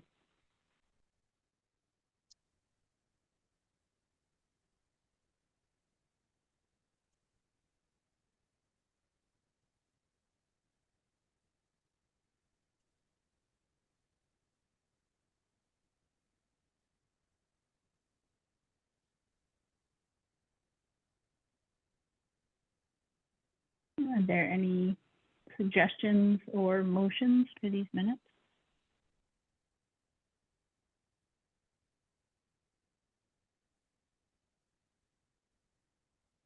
I move to approve. I will Minutes second to approve of- the minutes for February 10th. All right, so was that Linda first and Katie seconded? Yep. Any further discussion? No.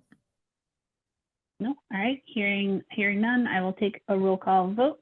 Khadija, Yes. Nathan, Yes.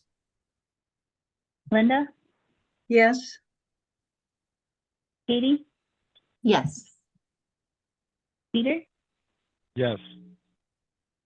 I am also a yes.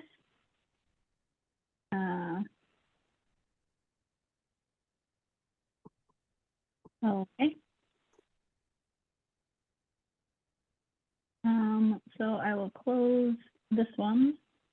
I'll open up the other minutes, which I think, Linda, you took these minutes. Thanks for that.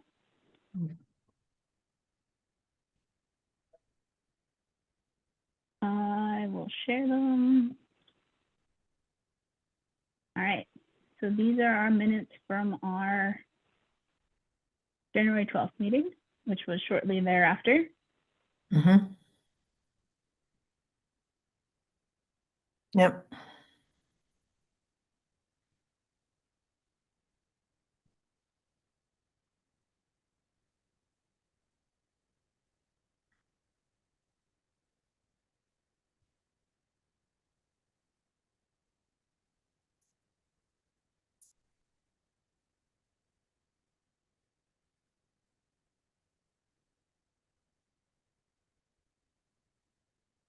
Is there any motion? I will make a motion to approve the January 12th minutes. All right. So Katie I'll has made the second. motion to approve. And was it Khadija seconded? Yes. Okay. Any further discussion? Hearing none, I will take a roll call vote. Khadija, Yes. Peter, Yes. Linda, Yes. Katie, Yes. Nathan? Yes. I am also a yes. All right, so close this. Excellent. Okay, so now we are on to updates from chairs and members.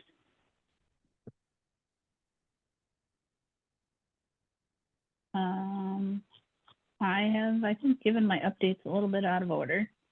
So on March 25th, I have confirmed that an Assabet representative can come.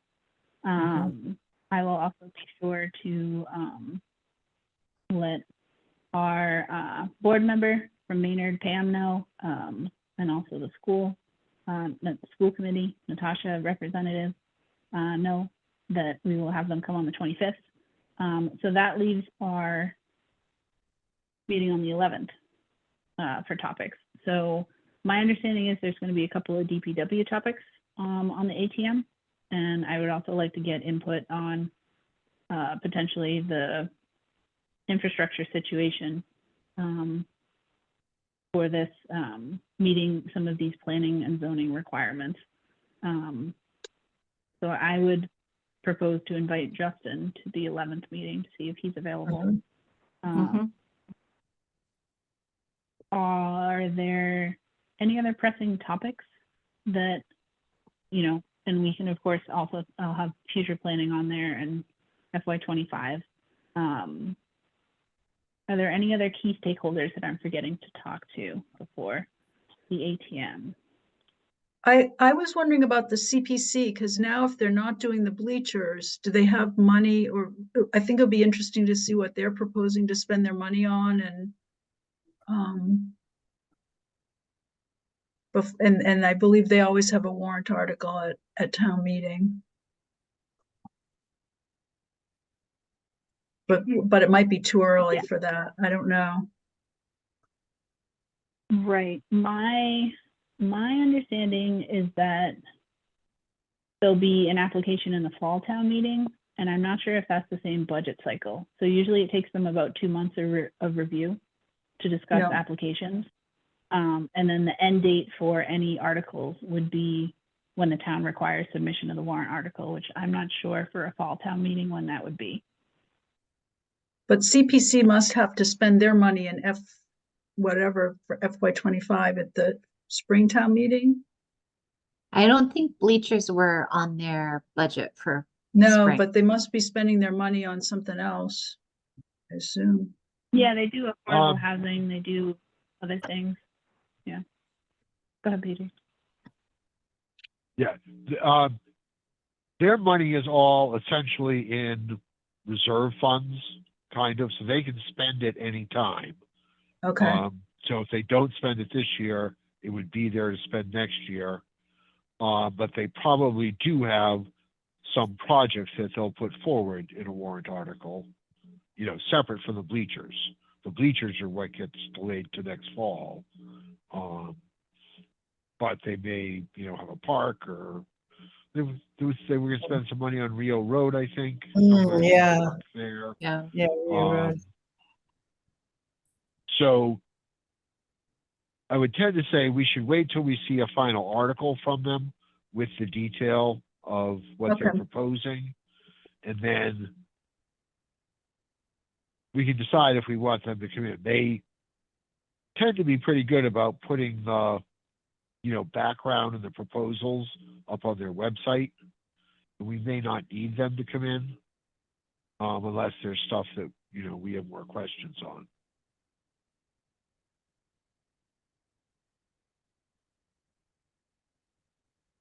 Yeah, and to give you an idea, the town-based articles are due the 28th, which is pretty soon. Citizens petitions are not due until March 21st. Our written recommendations are expected April 9th. So it's, you know, we'll have theoretically like 3 meetings between now and then, which is not a lot. Our public hearing isn't until May 13th. And then the actual meeting is like May 20th.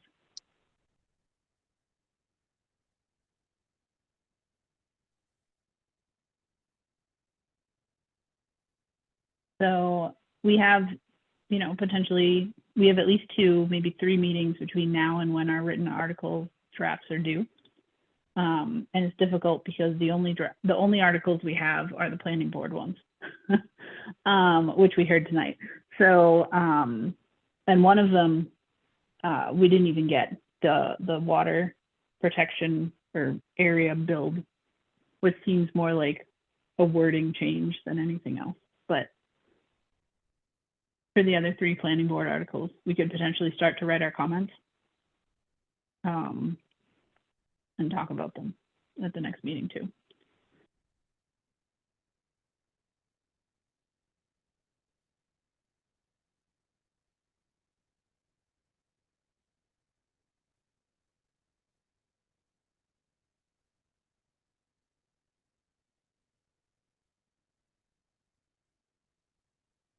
Okay. All right.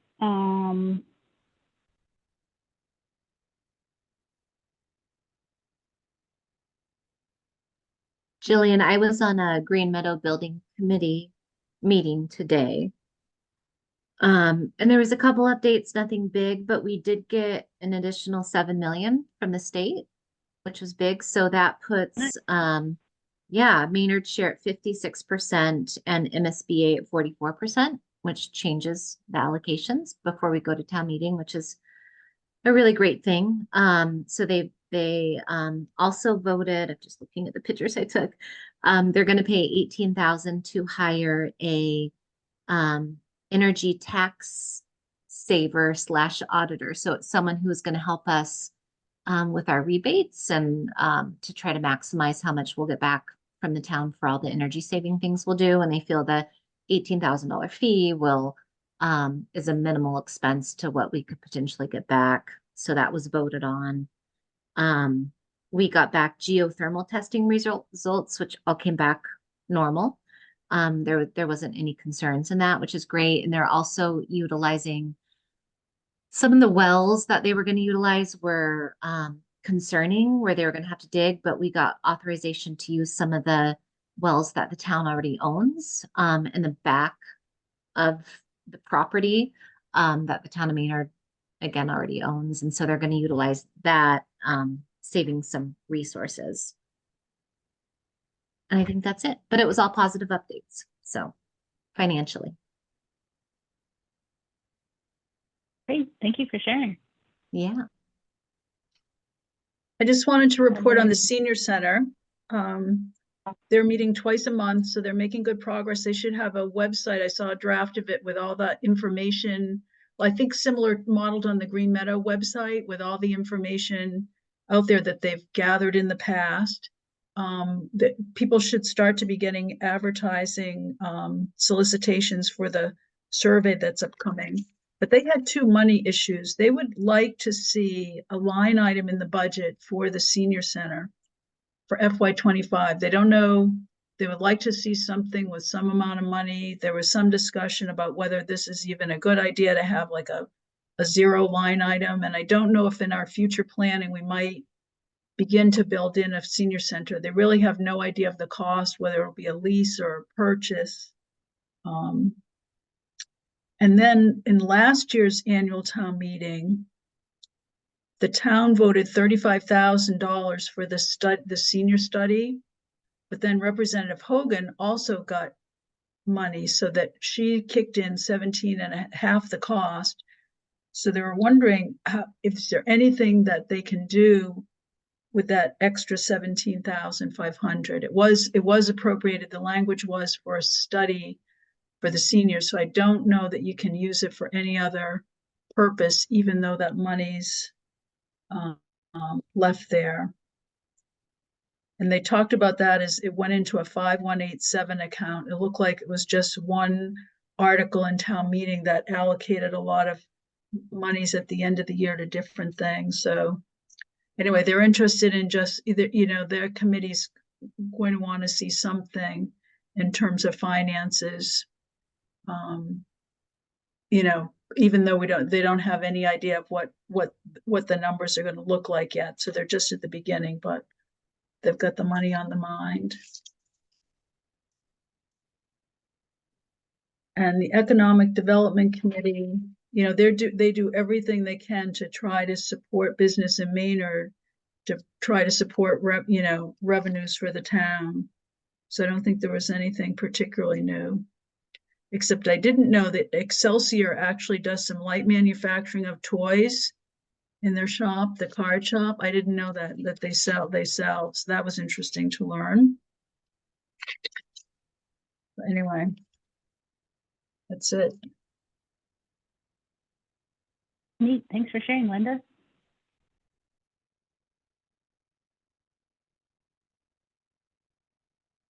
All right. Any other updates from the rest of the committee or comments? Yes, I'm on the 6163 Summer Street Reuse Committee. And we're looking at the 5 options for using that school. And we had targeted September to produce a report. Then we got a consultant on board. So now we're looking at May, but the select board is asking for a status report before then. So we're trying to do cost benefit analysis. We're trying to do different scenarios, renovation, So we're not really ready to release a report yet. But one of the things the group is focused on is a substantial cost benefit analysis. So it's not the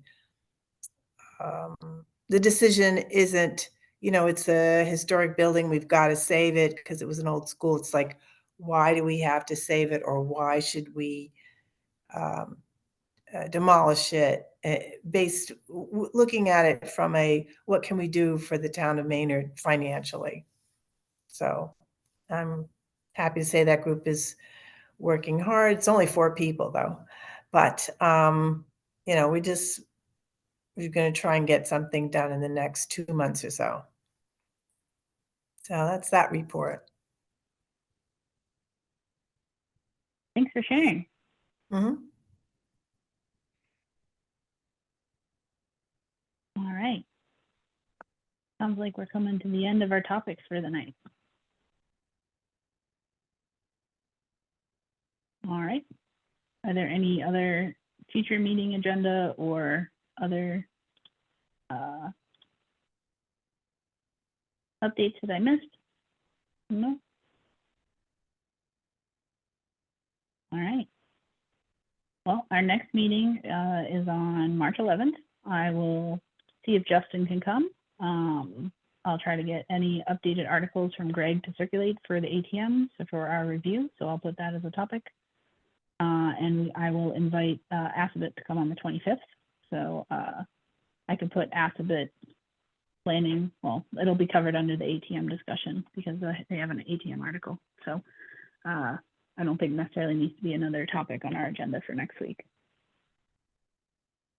Or not next week, sorry. Our next meeting on March 11th. You all know what I mean.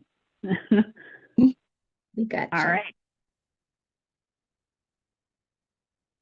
I will entertain a motion to close the meeting at 9:27. I move to Unless adjourn. you all want to keep going. Okay. I wasn't sure, do So, we first Nathan? after that or do we second?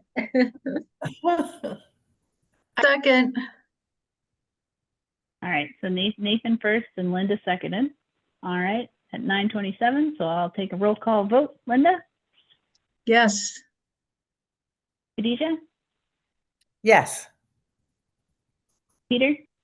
Yes. Katie? Yes. Nathan? Yes. I am also a yes. This meeting is adjourned. Thanks everyone for your time tonight.